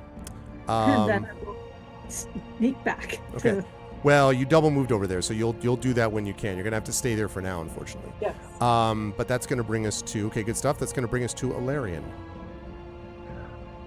Well, I don't know about anybody else, but I don't. No, never mind. He's there. It's. I was about to say I don't see Eberron in the turn order, but it's. Rowan's not there. He needs to be added, and then we need to reorder it. I see Rowan there. I don't see him. Yeah, I don't know either. Okay, so I guess they haven't totally figured this out. You should see Merime with a 23. You should see Rowan with a 21. Nope. Goes right to me, Eberron. All right, let me add him now. All right, now you should see him. No. Yes. Okay. Yep, the blank spot. Yes, that is him. Okay. Huh? What the heck? No, that's the bats. That's the bats. No, that wasn't it then. Now they're both gone. The bats get to go again. That one. Okay, there we go. Now I got him. Oh, is that 0? Jeez, come on, roll 20. All right. Right. So now Rowan is there. There he is. And then you should see Eberron at 20, and then Nisiana. Yes. Now we're all good. We're all good. Yeah. Yes. Okay, so everyone else is there, and it should be Tantan above Spanner, but otherwise. Yeah. Well. All right, there we go. I got it. Okay, cool. Right. So where was I? Eberron, you're up. Me. Yeah. So I'm assuming at 30 feet I can get to where? So I want to go after the vampire. I'm not gonna lie. How close can I get to him, or do I have to double move to get over there? You're gonna have to double move. Yep. All right. Screw it. Double move. And I send a message to Rowan, which if I'm playing him, he will get it. Hold on, I gotta get my card. And he will do that next round. Because I forgot to do it this round. Yoink, but I can't attack him, unfortunately. It sucks. Okay. That brings us to then Tantan.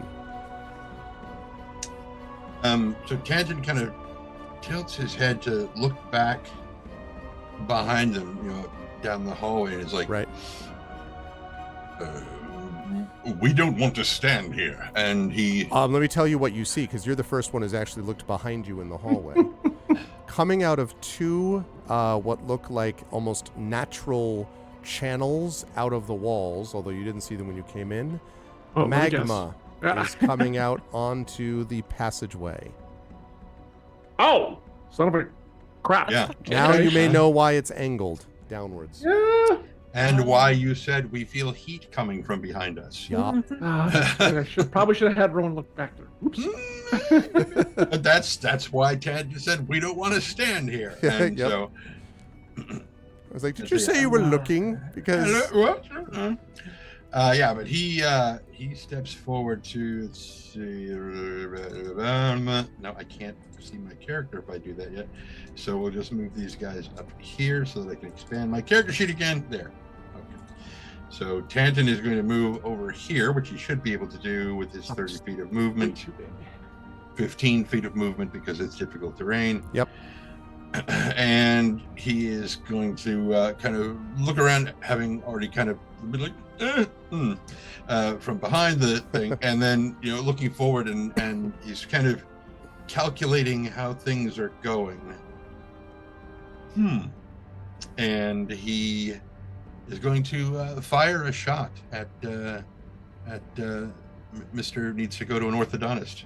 Okay. Up there. All right, I think you can make that shot. Oh. It's Cyclops. I'm taking the shot. Yeah. You can definitely make that shot. It's well within his range. 13. Pew! Clean miss. Yeah, well, that's okay. He's going to do it again. Okay, you're staying, but you were staying now where you've arrived. He's going to do it again because he gets 2 attacks. Oh, right. Yep. So, bink! And 22. 22 will hit. Okay. And he's going to do 14 points of piercing damage. And this is considered magical because... It is. Right? Okay, it's 14. All right. Got it. Thank you. It's a vampire. Have to do magical damage. Mm-hmm. Okay. All right. Good stuff, Tanton. That means Spanner is up. And Spanner is going to use his, 40 feet? Yeah, 40 feet of movement. So he will move 20 feet, which will get him about to the edge of the dais, I figure. Not quite on it. And he will, just clock the 3 swarms, and like stepping on some of the bats that are Can laying he there. reach them? Because the bats, remember, haven't gone yet, and they were coming from the top of the ceiling. The flaming ones that phone are taking damage. Well, those ones are already dead. I mean, like, Yeah, I'm talking but about he's the ones still that are... stepping on them. Oh, all right. Well, that's fine. I mean, yeah, you can certainly do that. Yes, that's certainly happening. I just meant, like, as far as doing more damage to the swarm, they haven't, like, swarmed down yet. Like, they Okay. No, but will you allow him to hold his attack? Yeah, sure. If they come towards him, for sure. But yes. they may not come towards him. But yes, That's fine. Yes, fine. Absolutely, I can do that. Happily done. Okay, and speaking of the bats, they do. The time has come. I think. Let's see. They will probably aim for. All right. So Nisiana, who we should mark as being invisible right now.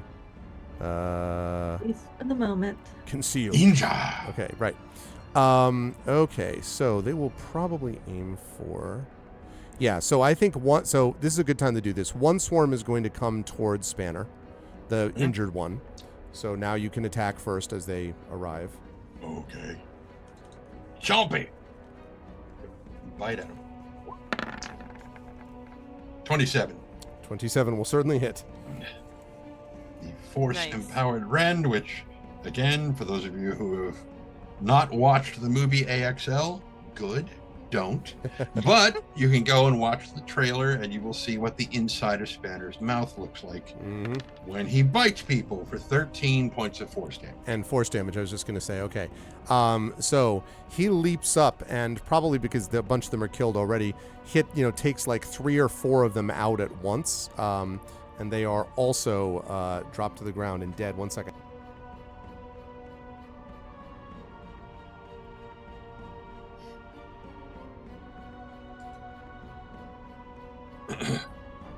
Which is the Indiana Jones move? Chewing on bats? That's That's more more of of an an Aussie. Aussie. My daughter's closet. So Yeah, whatever. Okay, we will Talk finish amongst the game. yourselves. We are going to shoot. But so I have a question, maybe Trent. Mm-hmm. Can we use gentle repose on a vampire corpse? A really good question. Because if we kill him, I can gentle repose him, and then we can just carry his body out of here. If we kill him, he will turn into mist and head back to his coffin, which is right there. Wait. If we kill him, does he turn to ash? I mean, no. Kill him. Go down, kill him. He should, if Eberron follows the same rules as D&D, he will turn into mist and return to his coffin. If we kill him in his coffin, then he's freaking dead. Okay. Oh, that's actually perfect. But here's the thing. The target is protected from decay and can't become undead, which means I think pretty sure that ours is going to rule that, well, he's already undead, so general post is going to work on Hold it. on, let me see if So it what- says Yeah, how do target we... a corpse or other remains. But he's not a corpse. He's He would already be an undead. object in that. So I think he's going to be. Hmm. I mean, it's a great idea. Look, if we get him in the coffin, and then figure out how to seal the coffin closed. Unfortunately, Bigby's grasping hand only works for 1 freaking minute when it takes me off, because that'd be perfect. But it's only a 1 minute spell. Well, Could I we mean, use, getting like- out of here is going to be a difficult. As if we can go straight up, we can activate the beacon and have them come to us immediately. But we have no clear line. That's a big if. Yeah, exactly. How do we And get also- him to stay in the coffin? Can we tie the coffin shut, or? He's very strong. Yeah. Okay. I mean, Bigby's has a strength of 26. That might be able to keep him there. I And can't that guarantee is what it. would ultimately Apologies. kill everybody except for us, and we would win the. Oh, hi. Well, Yes. Yeah. Both cats retrieved. Apologies. Okay. So, right, where were we? Right. we just won the game. No, You I are don't think here. so. Spanner did, however, take out one of the swarms. The Yay. second one flies down at Rowan, and the other one at Tanton. The two visible ones that are not right next to Woodmond already. So, the one that is going to attack, let's see, it's going to attack Rowan. We are looking at, that's a 9 to hit. That's not, I think, going to get the job done. No, that's Not not going to do it. Okay. And now that he's got his enhanced armor, Oh, Right, baby. that's right. That's true. Tanton, the one on you is a 21. it'll hit. Okay. So that is going to do only 4 points of damage, Tanton, as these things are, flying around you. However, one thing that I want to note is that at the moment, while these things are flying around you, your vision is obscured. So both you and Rowan will not be able to attack outside of this swarm until you get clear of it somehow. And that's going to lead us to the other bad guy.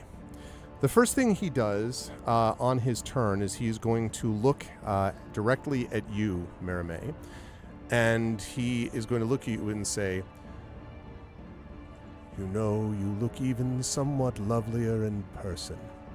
I need you to make for me, please, a wisdom saving throw, Merime." I get advantage on those, just so you know. Yep.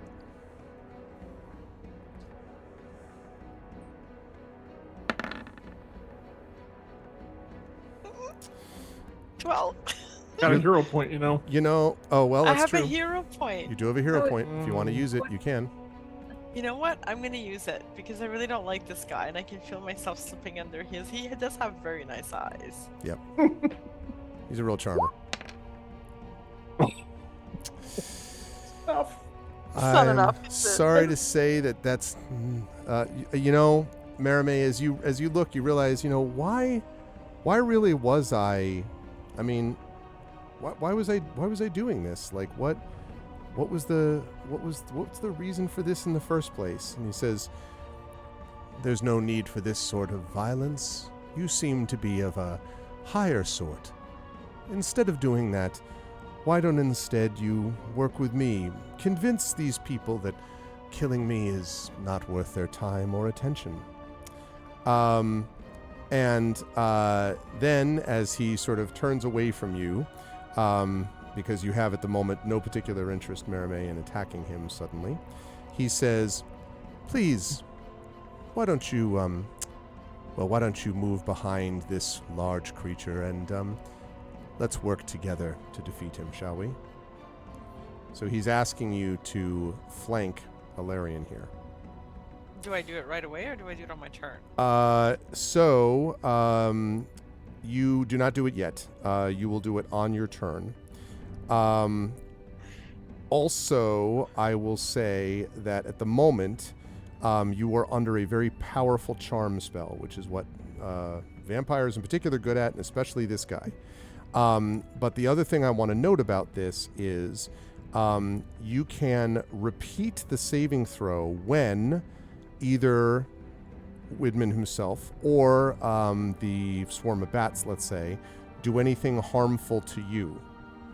But that does not specify anything harmful being done to people you would otherwise consider your friends. So you're charmed at the moment, is what I'm saying. He turns from you, not being concerned about this anymore, and attacks Alarian directly. And Alarian, let's see. He is going to attempt to... Let's see. Yeah, okay. He's going to attempt to strike you. And so, with incredible speed, he is very fast. Let's see, this is a 23 to hit. Yep. Okay. Instead of dealing damage, though, what he does is he grapples you. So he literally grabs you and pulls your arms behind your back. And then he's extremely strong, turns you and says, Merime, be a dear and please kill this one. All right. Well, Sorry, first of all, he Alarian. takes 4 points of damage from my he spike seems aegis. he seems I know he's unconcerned. probably unconcerned about that. But Yeah. Okay. Okay, now you're not going to have a chance to act on that yet. But On my turn. On your turn, yes. Okay. Now, in the meantime, the next one to go is the magma, which has now covered just about the end of the passageway. It's pouring at a very fast rate. And Tanton, you feel the heat on your back, and Rowan is either going to move forward his turn or is going to get engulfed by this stuff very shortly. Yep. Okay. Which is going to bring us up to, and I'm aware of the time. I'm taking note of it. It'll bring us up to the top of this round. And it brings us to Merime, who conveniently goes first. Okay, so he told me to flank him. Well, right now he's got him grappled, and he said he wants you. Yeah, so exactly. So you get to attack Alarian now at advantage, because he's told you to do that. He told me to kill him. Yes, that's right. Which means apparently attack as hard as you can with whatever you can that is killing Alarian. So, like, if I'm, like, because I have magic, right? Yeah, it's something, remember, though, that you wouldn't willingly harm the vampire. Like, it's not like a genie wish where, like, you didn't word it properly. Like, you're like, this guy's a good guy, you know? No, but I'm thinking, like, towards Alarian, like, would I use my strongest? Yeah. You would, and I'm sorry. I don't like vampires either, but... I'm so sorry, John. That's all right. You're charmed. Okay, and just Alarian, he said specifically. Yes, he did. That's good, because I could really fuck up the rest of the party. The rest of the party has its own problems at the moment. Okay, so I am going to... I'm just looking at what will make the most damage. Okay. Tom says he has good arguments. Yeah, he makes Right, good points. he does. Yeah, like, it's very compelling. He said I was pretty. Just sucker for a compliment. Okay, so I am going to... I've never used this spell before. It's better with 5 people, but it's my biggest damage spell. Okay. So I am going... Oh, is it? Or am I going to use... Hang on, I'm just seeing what... Well, Tom Alarian's very tough, but I would not want to be on the I would not want to be on the business end of Merime's weapons or magic. Okay, you know what? I am going to use on him what I used on the vampire to start with. I'm going to use Relithum's Psychic Lance. Oh, jeez. Okay. And then, so you have to make a intelligence saving throw. Alarian, and you have to reach 17. Reach it. Okay. Can I inspire him? I mean, I don't think, not at the same time, I don't believe. However, maybe, just to let you know, maybe using spirit dice. So it's intelligence saving throw. That's right. And 17? All right. Yeah, you have to. That's the DC. Okay, I'm going to blow 2 dice on this to make the save. Since you said it's pretty hefty. You can use spirit, you can use armor. It is my reactive warding, Okay, that's cool. which Just is an wanna make sure. ability. I roll 1 or more full dice, keep the highest one, add that to a failed saving throw. So I need to get a 4 or better on Okay. 2d8. Okay, here we go.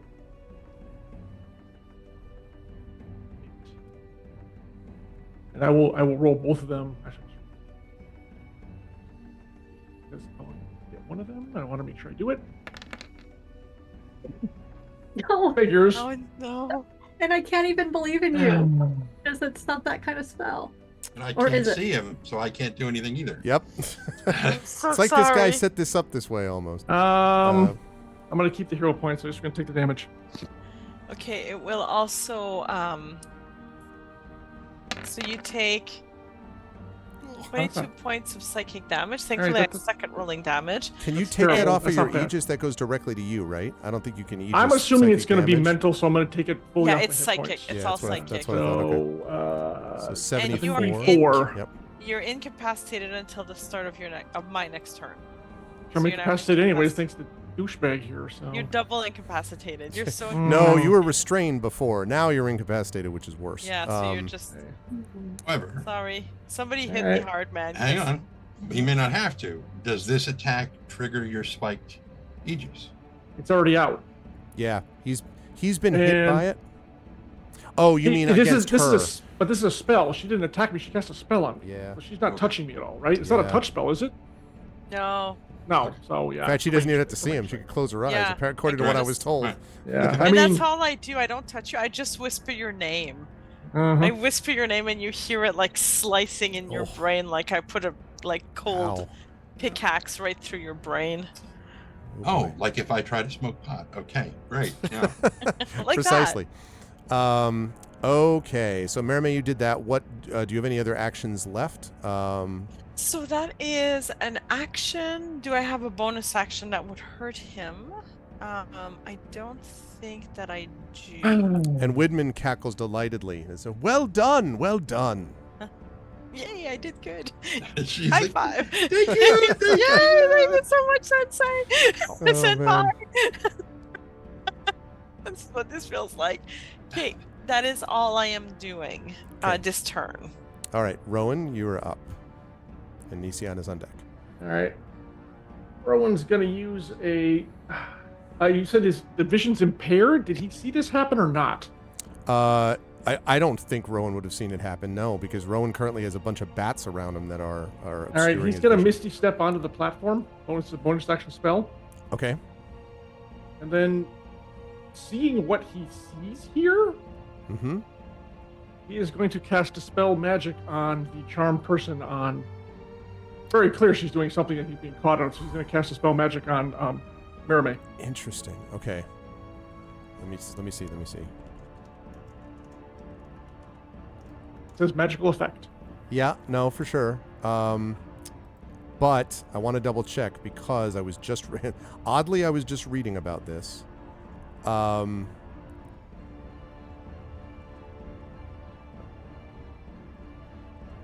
Blah blah blah. Oh, come on. I saw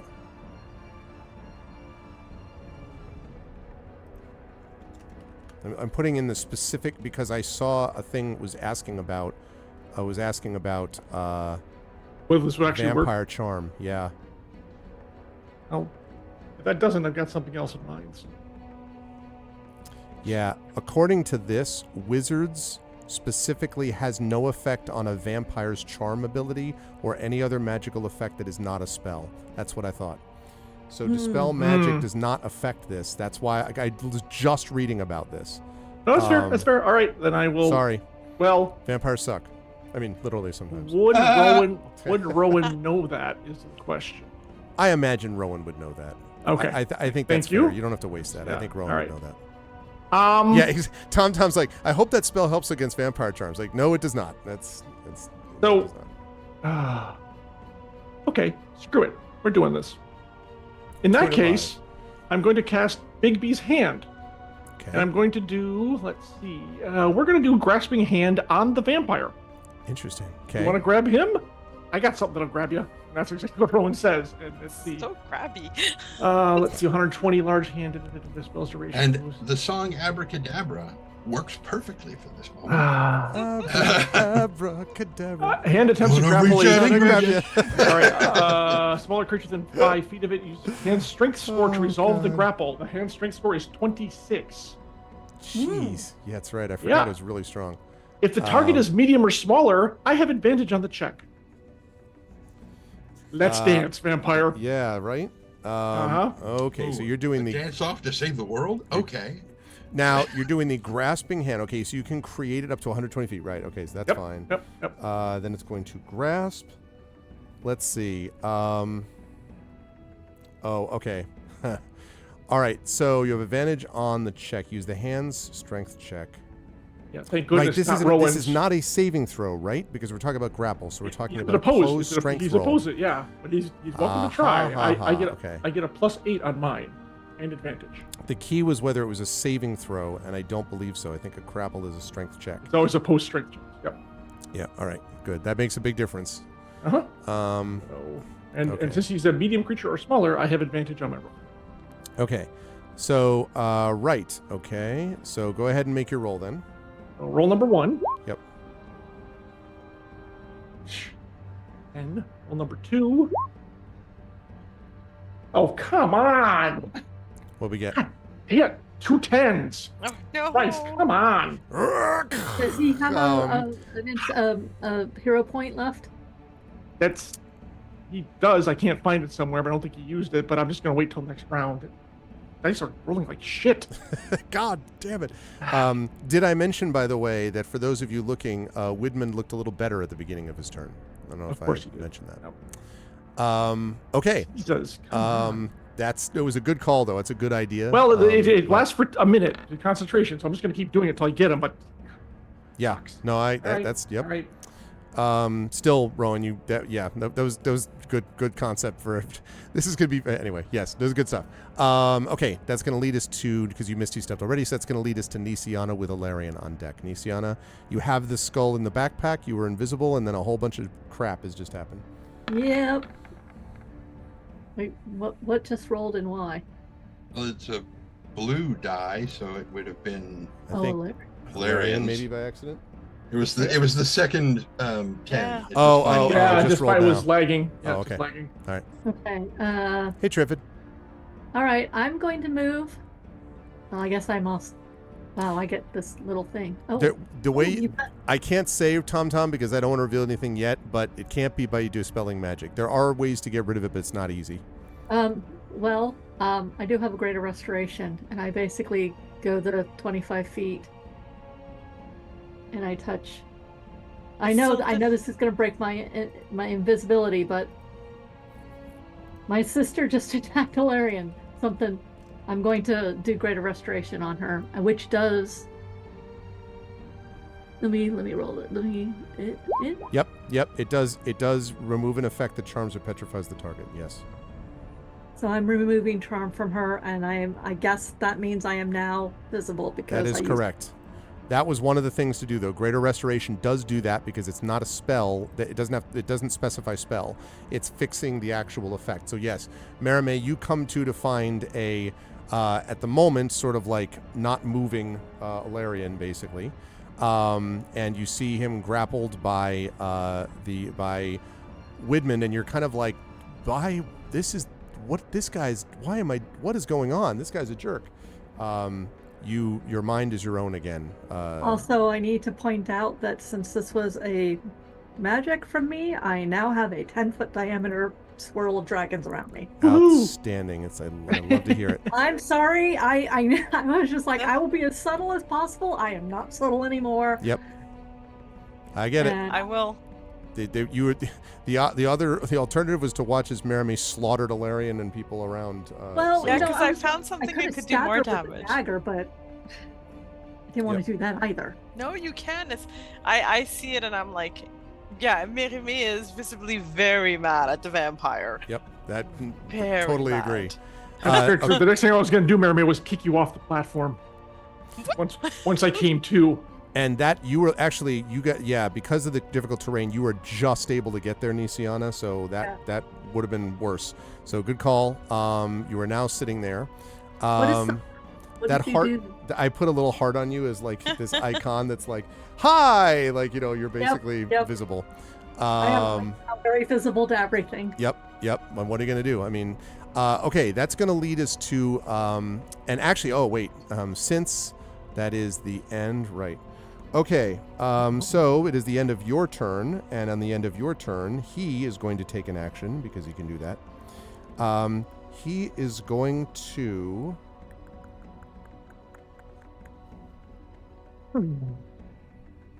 Bite me, I dare you. Yeah, I'm waiting for that. What I'm trying to figure out actually is whether I'm trying to figure out whether this would work, whether he can't, because there's nothing specifically that specifies that you can't be bitten, right? I mean, you're not resistant to.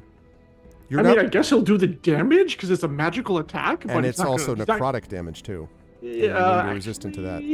I have. Let me see. Hold on, I gotta look. I don't. Just let me know, because what he's likely to do is he's likely to bite you on the neck because he has you incapacitated, which is literally one of the functions where he's like, aha, It's poison, but I don't eat, drink, or breathe. But I can't be turned. There's no way. No, I don't think it's doing it for that.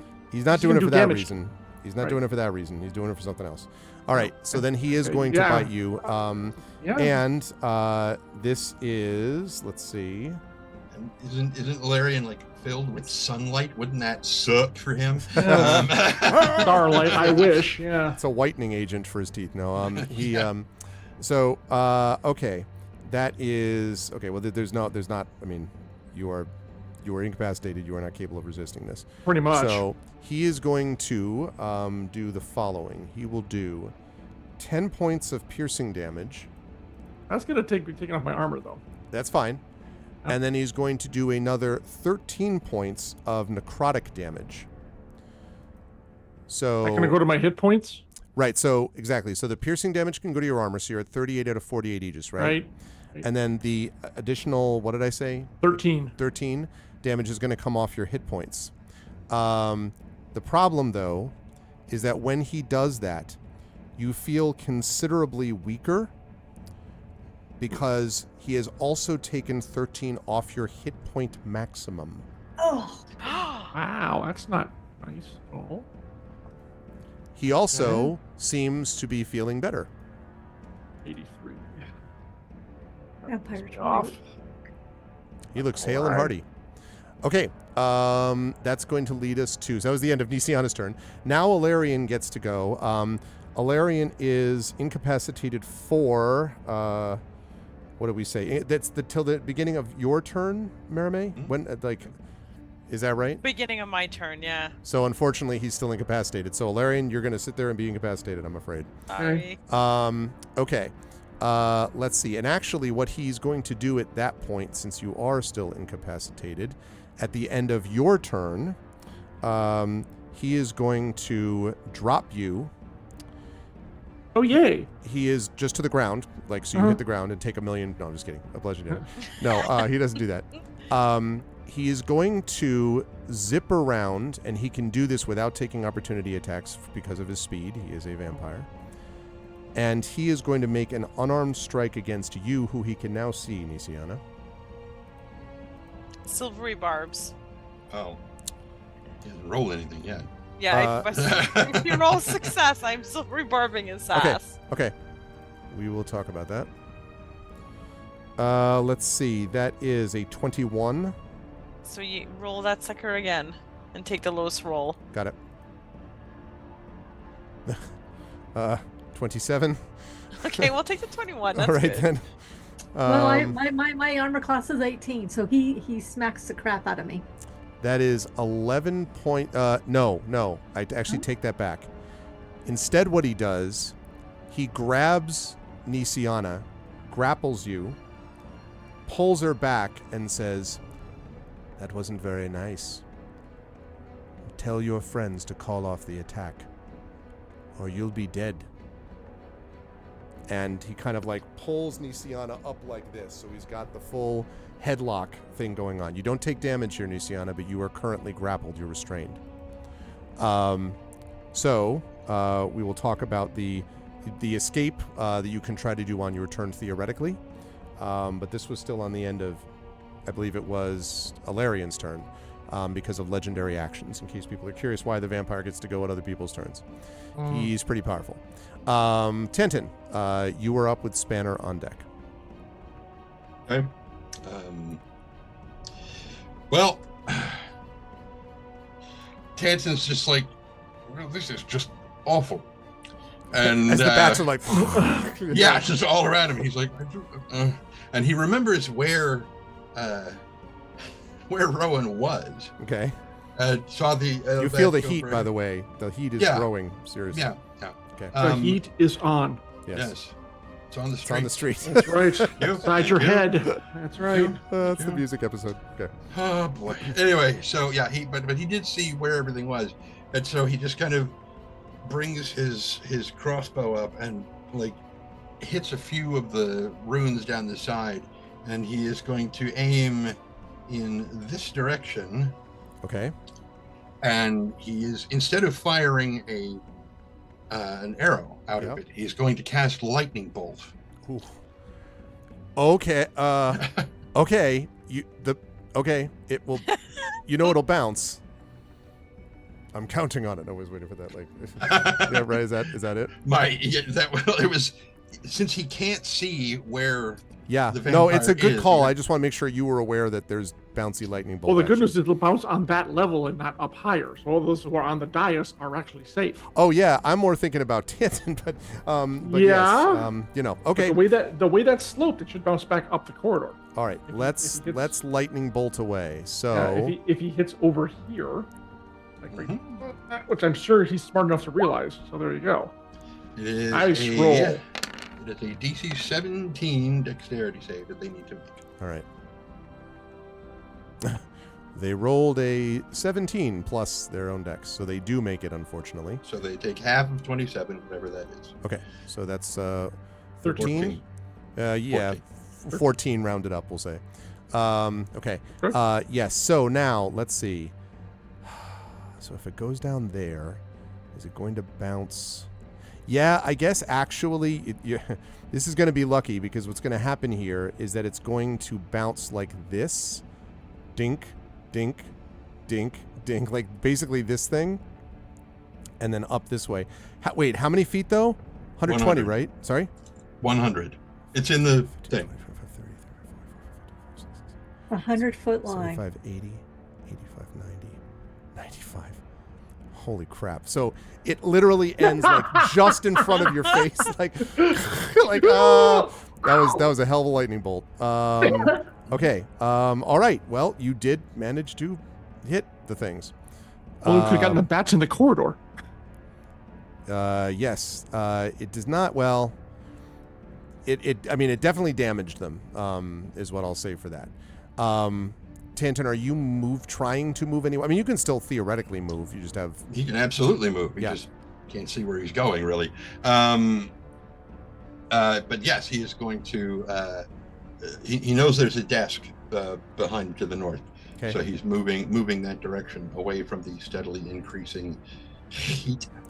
And he will move until he kind of bumps into it, basically, following along the wall. Sounds good. And that, assuming that's it for you, then Spanner. What is Spanner doing? Spanner is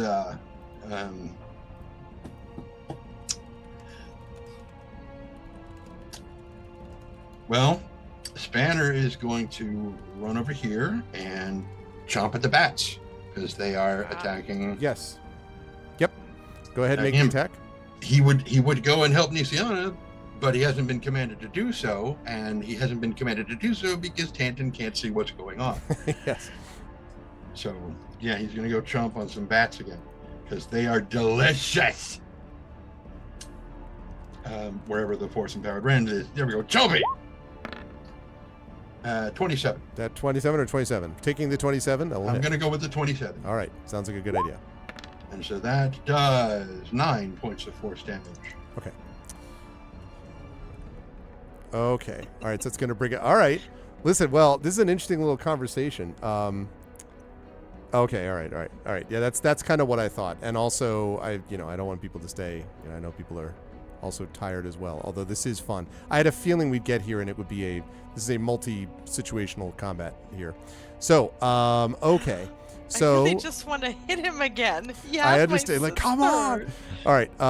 So let's see. This this swarm of bats is going to try to attack Spanner because Spanner has attacked them. But I don't think that's going to do the job because 13 is not going to hit him, right? No. Okay. So the other one is going to fly down towards Rowan again. And that's a 15. That'll actually hit him. Armor's Okay. obviously 12. Is Bigby's concentration? Yeah. I would like a concentration, a Constitution Con saving roll? throw, please. Yes. That does not sound right. Isn't it? It is. Yeah, no, it is. It is. I've checked. It is 1 minute concentration. No. His armor class. Oh. Well, that check I to mean, make sure. he didn't. I don't know how to do that. He has armor. What was it's padded armor? Yeah, he got the +1 armor, but I don't Right. know. Yeah. And the dwarven belt gave him +1, and he's got a dex of 15, which is 2. So Yeah. his base armor human Without is armor, he's got a 12. well, then he should be at a 14. Right. Which I think, unfortunately, he still gets hit. Right. Yeah. I don't think he adjusted it. So let's make it 14. Okay. He still gets hit, Still gets it. and then you want a con check? Yes, because he got hit. Yep. He is also going to take as well. He made it, 24. Wow. He's Nice got work. a psychotic constitution save. Yeah, Crazy. no kidding. All right. So that's 2 points of piercing damage to him, Okay. but he will, as long as he's still got the hand up. I think he'll want everyone to probably- note he's taken 2 points of damage this entire session. Yes. Okay? It's just important to keep that in mind. Okay. It is. Right. So let's see. All right. So let's see. He was right there. He has gotten grappled.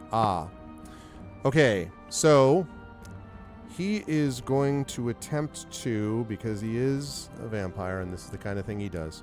He is going to attempt to bite Nisiana. Now, because Nisiana is not incapacitated, it means that this is not an automatic hit, but he does get disadvantage because he is literally headlocking her as he does this. So, let's see. We're talking about the higher roll here is going to be a 27. And there's literally nothing I can do to stop that. Yeah. So that's 5 piercing damage. And 13 necrotic damage. So that's, I think, 18 total damage, if I calculated that right. Yeah. Okay, and then so that should put you at 75, I think. Uh-huh. Luciana, right? And then the 13 points that I mentioned, Yep. your maximum is now reduced from 98 down to 85. Okay. So, and then he's going to also unarmed strike you because he gets 2 attacks per round. Oh. So he is going to unarmed strike you. This again is at advantage because of the grapple. Oh, but he's grappling me and he's hitting me? Yep. He's got You the can- headlock is like this. So he's And just, he's saying he's a gentleman? yeah. I mean, look, do vampires ever tell the truth about this stuff? Like, I mean, Some do. well, 23 to hit on this one. Yep. Okay. And that is going to be 7 points of bludgeoning damage, Nisiana. Yeah. So 68, I believe. Yeah. And he says, I told you, call your friends off or you won't be here to watch them die too. And then do you hear as the hot magma extends further into the room. Specifically, it is now oozing around the perimeter of the room. So, nope. There we go. not that. That. Okay. Oh. Oh. Damn it.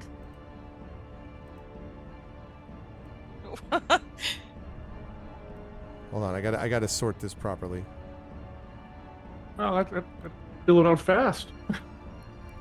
It is coming out very fast. Okay. So, and this way. Sorry. There we go. Yeah. Not that much though, on this side. Okay. So, you can see that this is now filling up basically these circles that you can see on the map. So I'm not covering all of it now, but basically the entire, when I think Tom, someone said before, you thought I was going to say the floor is lava. Guess what? The floor is becoming lava. And at the moment, the problem for Tantin is that it has now literally blocked off your path and Spanners. The bats are sort of swarming around Spanner, flying on top of him. Spanner is absolutely going to get hit by this magma next round. And in fact, a creature within 10 feet of this magma takes damage. So Spanner is going to take damage at the beginning of his turn when this actually happens. So as we get to the top of the round, you can see that the magma is filling the room, that Widmund has Nisiana in a headlock, that Merime has been freed from her temporary charm, that Alarian, although woozy, is maybe back. just starting to come to grips. The bats are surrounding Rowan. Tantin is cut off, and everything looks absolutely perfect for our team. Yeah, it's fine. And we're going to find out what happens to them in our next session. And I would love to be able to give everyone an opportunity to keep playing, but I have an obligation to try to end this at some point. I figured we'd end mid-combat, but I didn't want to end I have to that jump way, in, Arv. so. I have a little bit of an emergency. Can you get to me first? Because I have to really jump off. I have a work thing I have to take care of. Yes. So, Totally fine.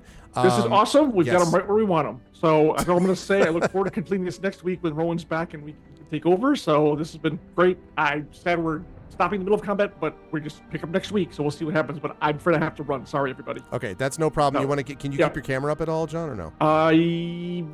Yes, I can. Okay, so thanks. I'm gonna silence everything and I'll keep it up. Yeah. Okay. Thank you, John. All right. Good night, everybody. Thank you. Bye, John. Okay. And we will see Rowan back here as well, played by Brandon. We will do that next week. Let me turn this combat music down a little bit now. So we will do that next week. Okay. So I will move across. This is what I did last time as well. I'll leave the map up since that is what everyone's thinking about at the moment. Is this thing that just happened? I'll start here then with Nisiana. Jen, there was absolutely no way you could play that differently, I think. Nisiana, there was really nothing that you could have done in this situation, I think. You were trying to avoid healing at all costs until you got to this one stage. I should say to all of you that all of you did an exceptionally good job at not alerting this complex until now. You really have done a great job with that. But this dude is a badass. That's the reason that he's the head of the Enclave in the middle, and to begin with, this part of the Emerald Claw Enclave. And so there was really nothing you could do, Nisiana, because the alternative was to watch as Merime just tore up Alarian. Even if Alarian can stand up to it because of his armor, because of their armor, yeah, that'll last for a while, but they're not actually invulnerable. And Merime eventually was going to tear him apart or would turn around and attack you or whatever the vampire wanted her to do. So you really had to do this, even though I know you knew that in doing that it made you a target, and right on cue, just like every other time you faced the Emerald Claw, this vampire using his, unearthly speed is able to go and actually do this. And that wasn't Merime's fault either. Again, this thing can move faster than, mortals can move. So this is the situation that you find yourselves in. Even the magma trap obviously was set up for exactly this. So this is going to be rough, although I still have faith in the King's Citadel. But there was not much else you could do. Now you're in a headlock, and that sucks. And so I'm curious as to what how you felt about today. How are you feeling about next week's session? What are you thinking about this bastard of a vampire and so on? Well, my first question is, can I still cast spells while in a headlock? Yes, if you're grappled, you're restrained, but that doesn't mean that you can't cast spells. You can still do that, sure. It just means your movement is 0. Right. Okay, so Tren, you and I are going to have some conversations in the next week. I have some ideas. I have a lot of ideas, and all of them involve hurting this person very, very, very, very, very badly. Yeah. Next question. How tall is the dais? The dais itself is about, I think it's about 5 to 10 feet, I said, above the, I think it's 5 feet above the stone floor on which it's Jump set. up and grab it. Climb up. So right now he is standing on the floor where the lava is, right? Yes, although he hasn't. That's right. At the moment, he is. Yep. Okay. All right. So I just needed to get that information in my head because Nisiana has had enough. Everybody is acting very, very strangely, and she does not like this place. She already thinks she's failing in her mission to help her family. But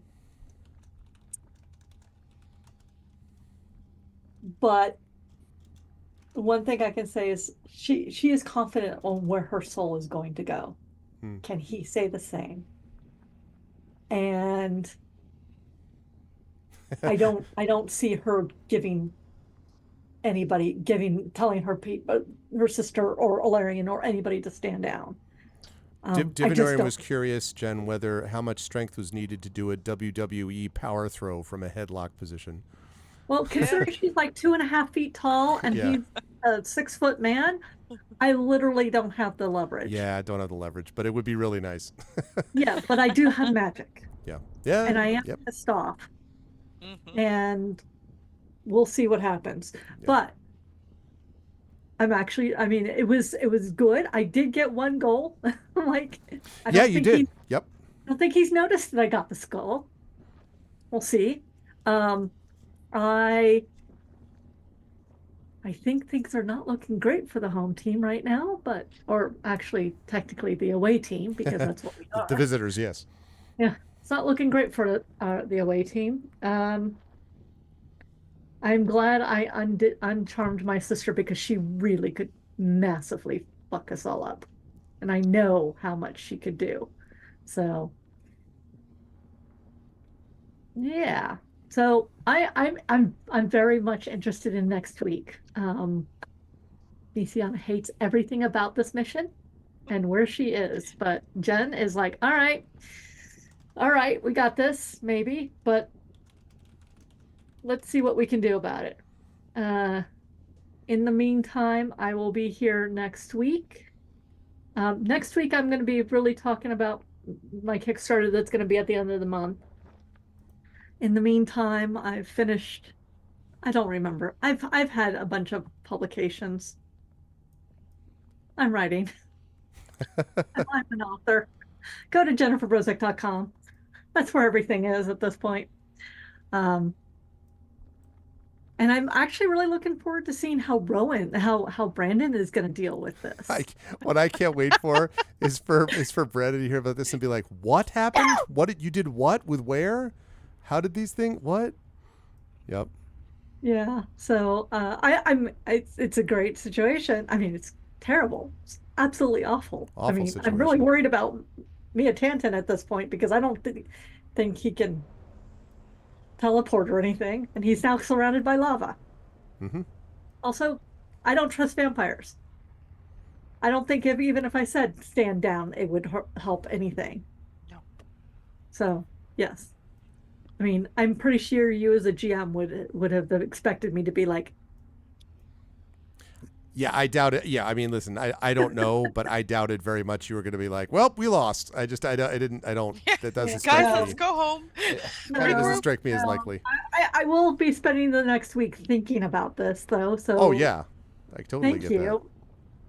Yeah, that's pretty much exactly. That's literally it, Divinori. Yes, that GIF is very funny. That's pretty much exactly right. What is it? Oh, it's not looting for me. It's the Donald Glover walk into the room and there's literally a fire. Like it's pretty Everything's much on fire. Exactly right. Yeah, pretty much exactly right.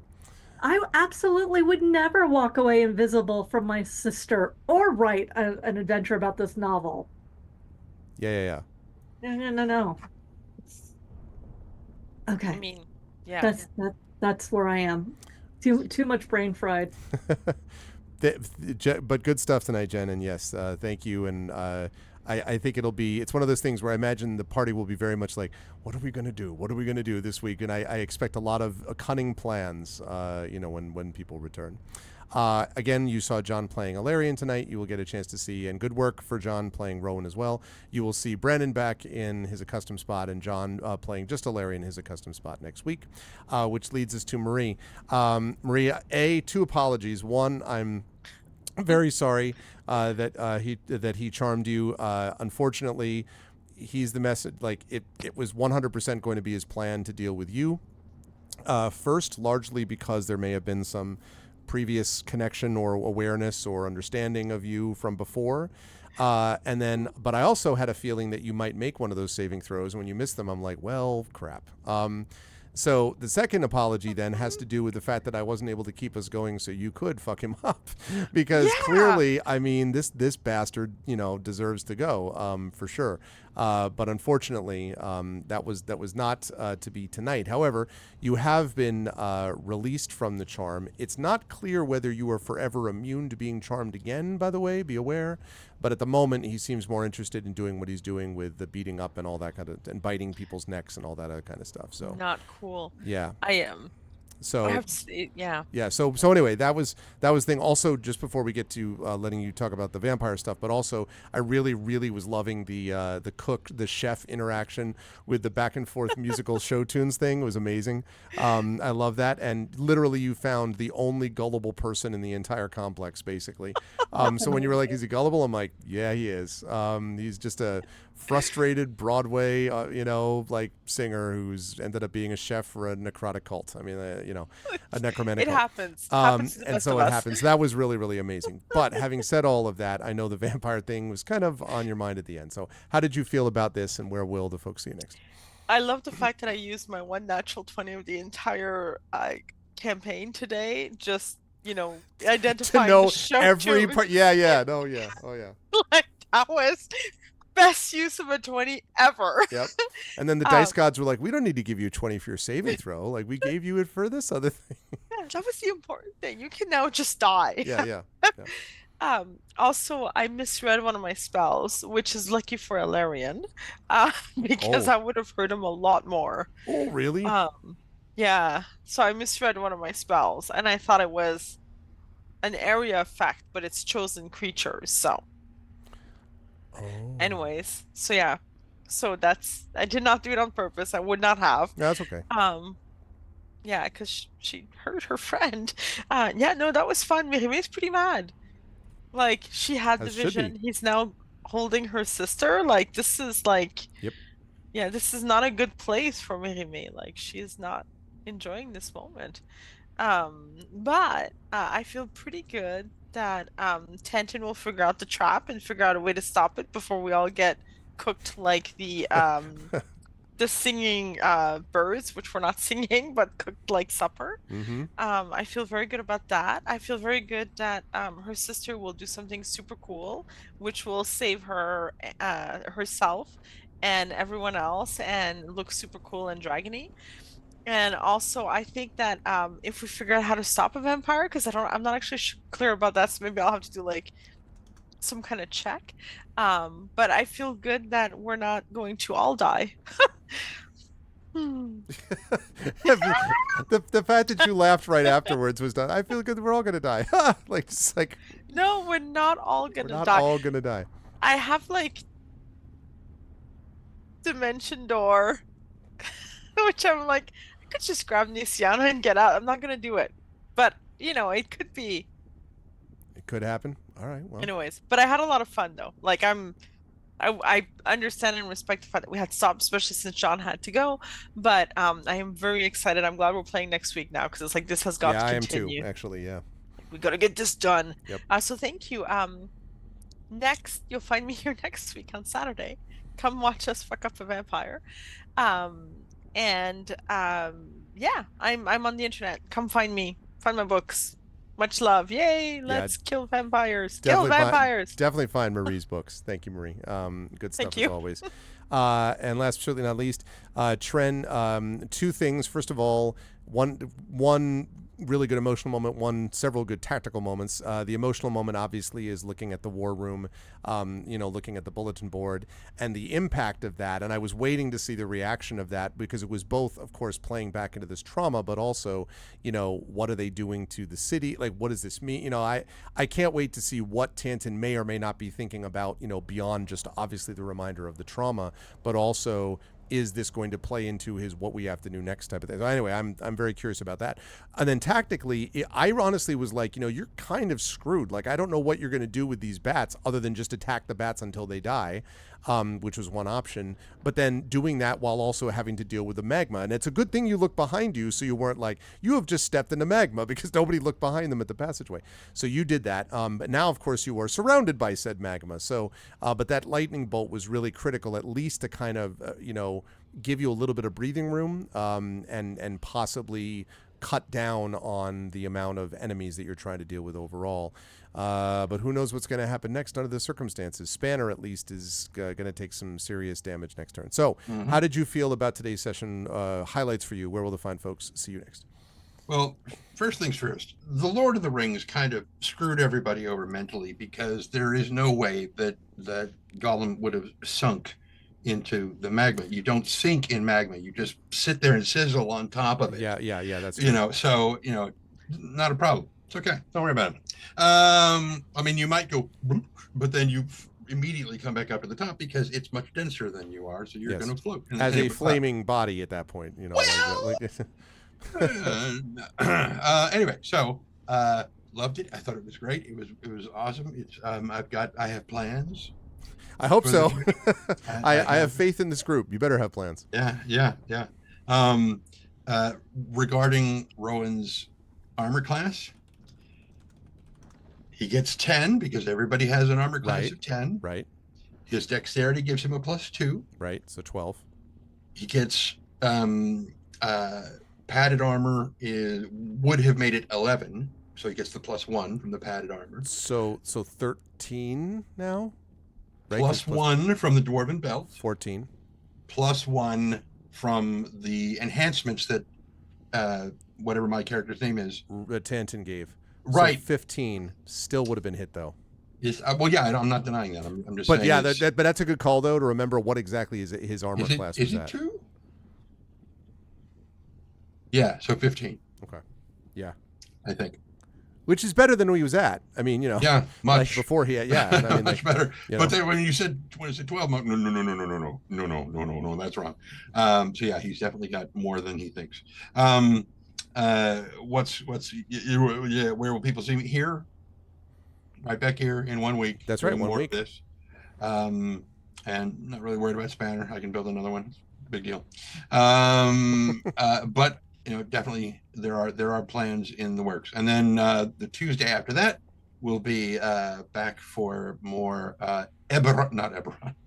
Beowulf. It's exactly the same letters. I don't remember if that Tuesday is Tari or you. I'm not sure if that's Tari is this coming Tuesday. Mine is the Tuesday. No. This coming Tuesday is Gamebook Illustration. That's what I said. Meant to. Okay. Regardless, you will also be doing Beowulf this month. That's the point. That's the key. Yes, and actually, that's going to be interesting because the Realfer has now gathered enough information and has got Ogre Brothers to deal with, and it's the thing. It'll be interesting to see how that all gets. Beautiful recap of our game. How that all gets managed. Yeah. Well, but great stuff, Tren, as always. Also, check out Tren's new audio work, which was just came out. That is now that you told us about on Audible, which is Inner Space and Outer Thoughts from TechLit. So go check that out. Rising Tides. What did I miss? Well, so your armor class is wrong. So you see that you're covered in bats and there's magma, and Widman has Nician in a headlock. Merime tried to kill Alarion. Yeah. But I failed. Yay. But failed. Yeah, and Alarion is still woozy, and you're fighting a epic vampire. Yeah, it's a thing. Yeah, that's not good.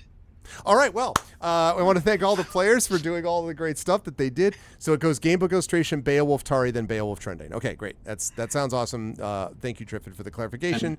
And just follow me on Blue Sky. I'll post whenever my works go Awesome. live there. That sounds good. Definitely do that as well. Grand. At least I didn't die this time, it sounds. No, and in fact, John said to tell you that to keep in mind that you actually only took 2 hit points of damage during the session. Right. So don't ignore, but please ignore the bubbling magma that is now covering the floor of this sloped chamber while you were surrounded by a swarm of bats. Everything is fine. I'm sure there will be no problems at all. How deep is that magma, by the way? I mean, we can cover it next week. That's fine. It's yeah, we'll cover it next week, but it's in my thing. It's but yeah, kind of deepish. Yeah. So maybe John should play Rowan more often. I mean, I don't know, but yeah, I said no, we missed your chaos. I think everyone's going to need their own brain for next week. There's a lot of plans that'll be afoot. Chat, can we get some love for the amazing Infinity and Beyond crew, which brought it as they always do for this session. Thank you so much to John. I hope everything works out. I'm glad we managed to mute you. We'll see Brandon next week, of course. And thank you so much to Jennifer Brozek, to Marie Bilodeau, and to Trent Sparks. Thank you. Best work from all of you folks, and I will see you folks next week. Bye for now. All righty then. Yeah. I knew when I was prepping for this and I saw all of the details about what this guy could do, I'm like, man, there is going to be some stuff going down. That's how this goes. Because again, the key thing to remember is, I mean, these people are the King's Citadel for a reason, and they are now level 11, and they have done incredible amounts of good stuff. But this guy is a epic vampire in his lair and is the head of the Emerald Claws Enclave in this area. So he is super legit. I just realized that one of my things got knocked down. Oh, that's why. That my screen fell, and the reason my screen fell was because of one of my cats. Not this cat. This is my chill cat, Sherbert. But the other cat, Ganesh, was the one who I think brought down the screen. So I will do that. Yeah, it was Mini Strahd. Vampires are nasty. They are nasty. Vampires regenerate every turn. They regenerate when this one has legendary actions, as you already know. I'm not spoiling anything. You've seen that for yourself. They can summon things. They can move at incredible speeds. They can charm, as you've seen. They can bite and do lots of damage and reduce your maximum hit point total. And they can do a whole bunch of stuff. So they're nasty. And this vampire is no joke. It was very rude that's what he said. He said it was rude to invade the vampire's home without a proper invitation. That was what he said. And that's definitely true. And then also you've got the magma. So let's just keep that in mind, that we've also got the magma. It's going to be something. Definitely this is not something that you folks will want to miss next week. And thank you, Chad, for the good turnout and for the hype train, by the way. That was really great too. But definitely spread the word about this, because we're going to be back with this next session. That next session should be, I'm pretty sure, because we'll have a full session to do it. So that one will be the conclusion of My Undying Heart and the conclusion of a pretty awesome opening salvo to season 4 of Eberron Oracle of War. So you'll definitely want to check that out next week. But I do think today we are going to do a raid because wait, really? Wait. I didn't see. No, because I've been streaming all day. Wait, let me see what this is.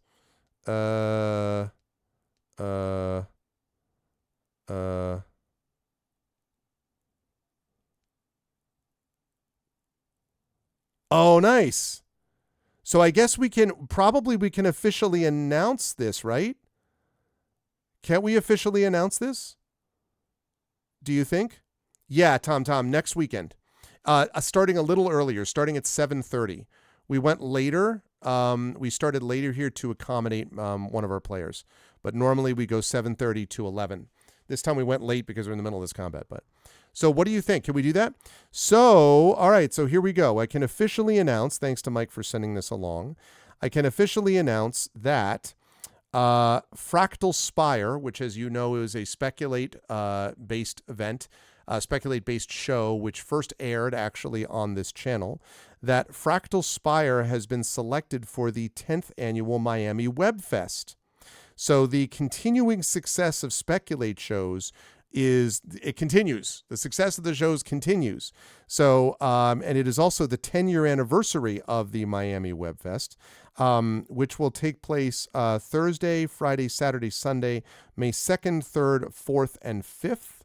So I'm going to need to talk to Mike and also talk to Trifid about like submission protocols for this and how to do all that. But that's awesome. So congratulations to the cast of Fractal Spire, and congratulations to, which is basically everybody but me.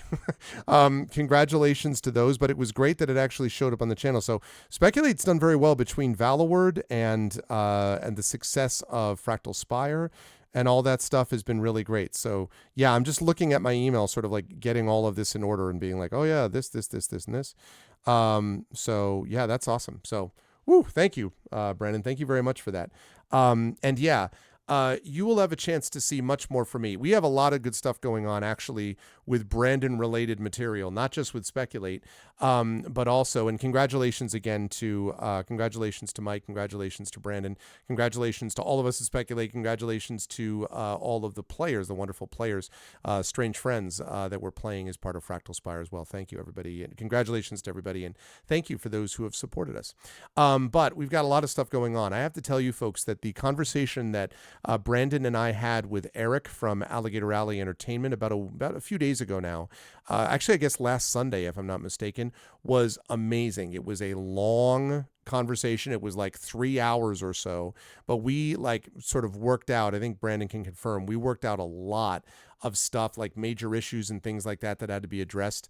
And the tabletop game of Gray Shade is going to be really, really good. I'm calling it now. I'm very proud of the world. But I also am just super impressed with the design work that Brandon has done. Not that I'm surprised, but I'm just super impressed at it. And I was really impressed with how Alligator Alley has put that stuff together. So I'm hoping this is going to be the sort of the year plus of the Gray Shade world, because not only is the final book in the trilogy, Heretic, coming out in the summer of this year, and I'm very proud of the book that I've written for that, but also the tabletop game is coming out, and the tabletop game. So I would love to see people paying some attention, hopefully, to the series of the Gray Assassin trilogy and also the tabletop game, and we will have, of course, sessions of that broadcast on this channel with Gray Shade. So I'm actually very excited about that. If you like dark fantasy, if you like political intrigue, if you like Blades in the Dark, if you like 5e, if you like Assassin's Creed, if you like Jason Bourne, if La Femme Nikita, if any of this stuff sounds good to you, then you're definitely going to want to be around for Gray Shade, because I'm very excited about all of it. And I think it's going to be pretty great. And so, yeah, so just wanted to basically, I want all of it. Oh, I'm glad to hear that, Jack Chris. Yeah, I hope a lot of people are in that boat. I really am excited for it. And I think Brandon has done a spectacular job. This is the other thing too. Brandon has already, the one thing, the thing has been announced regarding the, how do I put this? We've already announced the one thing that you are involved with that's not Gray Shade related, right? I can mention that. I'm pretty sure we already mentioned that on this channel, but I want to make sure. Is that right? Can confirm? Maybe? Yes? If you know what I'm talking about. Okay. So, in case you don't know, in fact, I'm going to get the details so I can announce this. So this is not only the year of all that. There it is. Brandon is working on Evil Hat's Tomb Raider tabletop game. So not only is Brandon like kicking ass with Novel Workshop, poetry collection, but Brandon is also working on a Tomb Raider tabletop game with Evil Hat, and also is the lead designer on Gray Shade. Like, this is like Brandon Central this year. Like, straight into my veins. I honestly, like, Gray Shade obviously is my focus for this year. I hope that's understandable as to why. I 100%, 1,000,000% though, want to see Tomb Raider. I hope, and in fact, I hope you will consider approaching them maybe. I'm going to call out Rising Tides directly now and see whether Evil Hat wants to do a mini series on my channel of Tomb Raider. Please, please, please, please, please, please, please, please, please, please. I love Tomb Raider. I have played like 4 or 5 of the games. I've actually played some of them on this channel. I straight up want to do that, and it wouldn't be totally fine. It would be totally awesome to be part of that, and also to be then setting up for the Gray Shade. Like oh man. Tomb Raider TTRPG, Gray Shade TTRPG, sign me up. I am ready to go. Like, I am ready for it. So yeah, I must know. Yeah, you would play in that, see? And Prince Justin would play in it. Oh man, good stuff. So anyway, no pressure. I understand that that's not in the control entirely. That's not in Rising Tide's control. But just maybe just mention it. Maybe just send it their way. Maybe like, hey, I know this. I know a guy. We have a channel. It kind of works out. Blah blah blah. So anyway, that would be pretty cool. But so congratulations to Brandon on that, and congratulations on all the stuff that Brandon is doing. And again, I'm just super excited about Gray Shade in all of its various forms. So yeah, it's going to be good times. All right, now that I've said all of that and taken several more minutes, lead designer on Tomb Raider is Raina Jolly, who's the designer of Apocalypse Keys. Right, and I had heard that as well. Yep. So it's great. I'm super, super excited about that. It's going to be great. So, all right, let me just make a note about this. Let's see. Who are we going to hit today? Oh, that's interesting.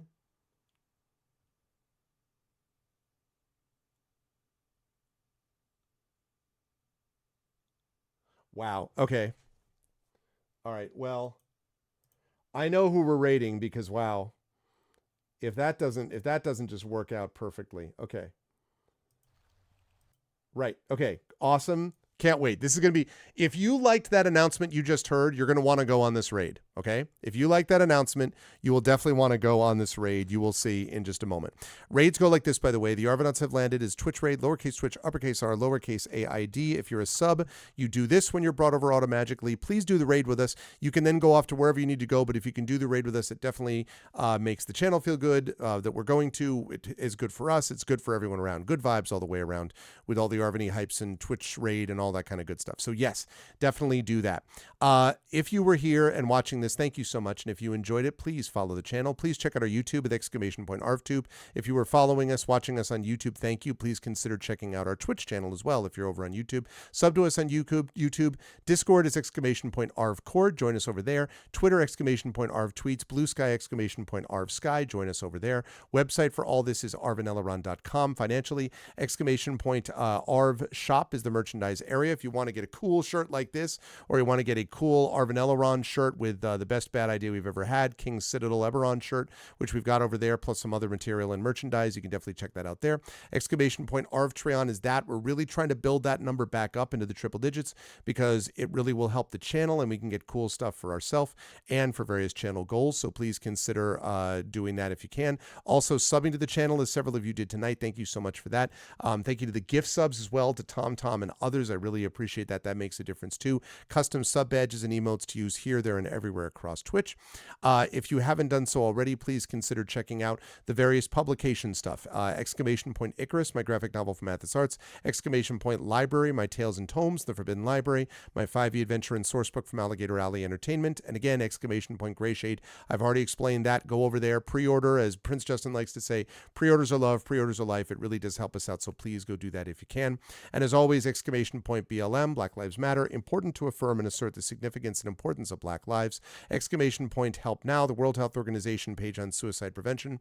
Important to reach out to others when you need help and reach out to others when they need help as well. And Ukraine, UKRAINE, to help the people of Ukraine as they fight back against an illegal and illegitimate war with bravery and courage, and send the message that we will do so for others in the future in similar situations. Thank you so much to my wonderful mods tonight: Drew the Damager, Prince Justin, Triffity Mats, and the Rising Tides. Best mods in the business, as I've always said, thank you so much to everybody. Thank you to my wonderful Patreon supporters and subscribers, Drew, Prince Justin, Triffity Mats. Thank you to Craigery, to Crit Twitch, to Divinorium, Mrs. Dunsel, to Trendane. Thank you so much to Zed Proxy as well. You should check out Zed's stuff, by the way. Thank you so much. I really appreciate that. Thank you to my wonderful viewers. Thank you to Darksteel Spork, to Dyslexic Apricots. Thank you to Intensely Eric. What's up, Eric? Thank you to Jagtress. Good to see you, Jagtress. Thank you to Live Suing, to Marie Bilodeau. Thank you to Radio Johnny Panda, Regress, Rockin, Tarsai, and William. Special thanks, and hey, Dragonspear, and thanks to Dragonspear, who's here as well. Thank you, most of all, to my wonderful players tonight. Thank you to Trent Sparks. Thank you to Marie Bilodeau. Thank you to John Helfers, and thank you to Jennifer Brozek for being awesome. We will be back with more of this. Tuesday, don't forget, Gamebook Illustration with Battleblade Warrior. Tuesday at noon with myself and Tari Tunes, as always, illustrating as we move into the month of March. Stick around, please, for the raid, which will happen right after the video. I promise, if you like what we had to say about Tomb Raider, you're going to like where we go next. So stick around for that raid. Otherwise, I'll see you folks back here Tuesday afternoon, noon Eastern, for some Fighting Fantasy Gamebook illustration streams, and then 4:15 p.m. over on GOGCom's Twitch channel for Pen and Pixels, playing some Talisman Adventures. That's it for now. Much love to all, and I will see you folks down the line. Stick around, and bye-bye for now.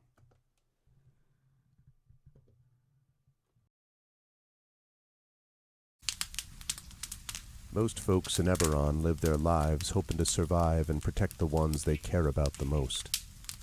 A few do that and more, trying to help those around them, even the ones they don't know. But only one group does all that when no one else can. The King's Citadel. The ones who do the job no one else can do.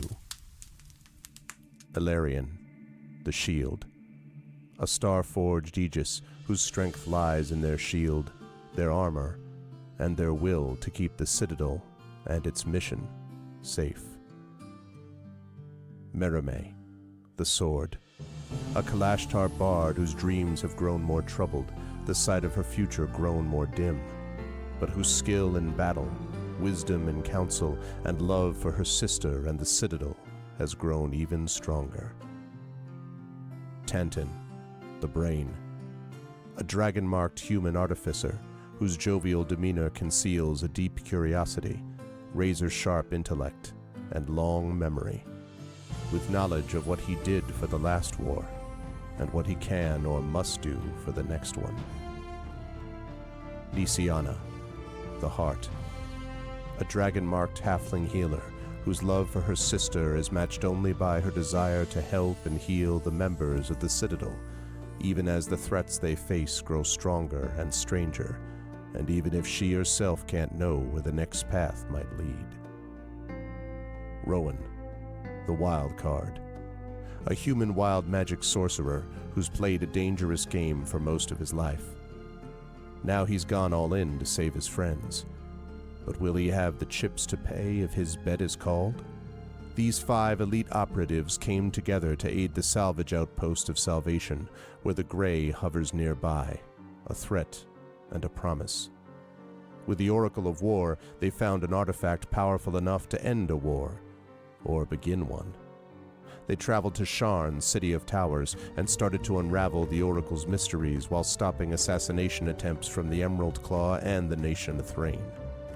They found Sky Blue, the daring thief somehow tied into the ancient draconic prophecy, and stopped the Claw operative Erulin Karnak before traveling back to Salvation and into the Grey to take down the repurposed Conclave outpost, repel a war-forged invasion, and take the fight to the Lord of Blade's secret fortress, Razorcrag.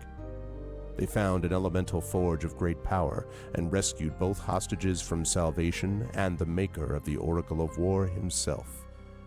But the cost, and Braelish soldiers and the mighty floating fortress Argoth taken by the Lord of Blades himself, was high. Now the King's Citadel must widen their world, traveling to the neighboring countries of Karnath, Thrain, and beyond. They've saved Salvation, navigated Sharn, and neutralized Razorcrag. But can they learn the Oracle's secrets, unmask the Emerald Claw, and stop a war? Only if they remember that in the end all they have is each other and the King's Citadel. Long live the King. Welcome to Eberron. Welcome to Corvair. Welcome to the world beyond salvation.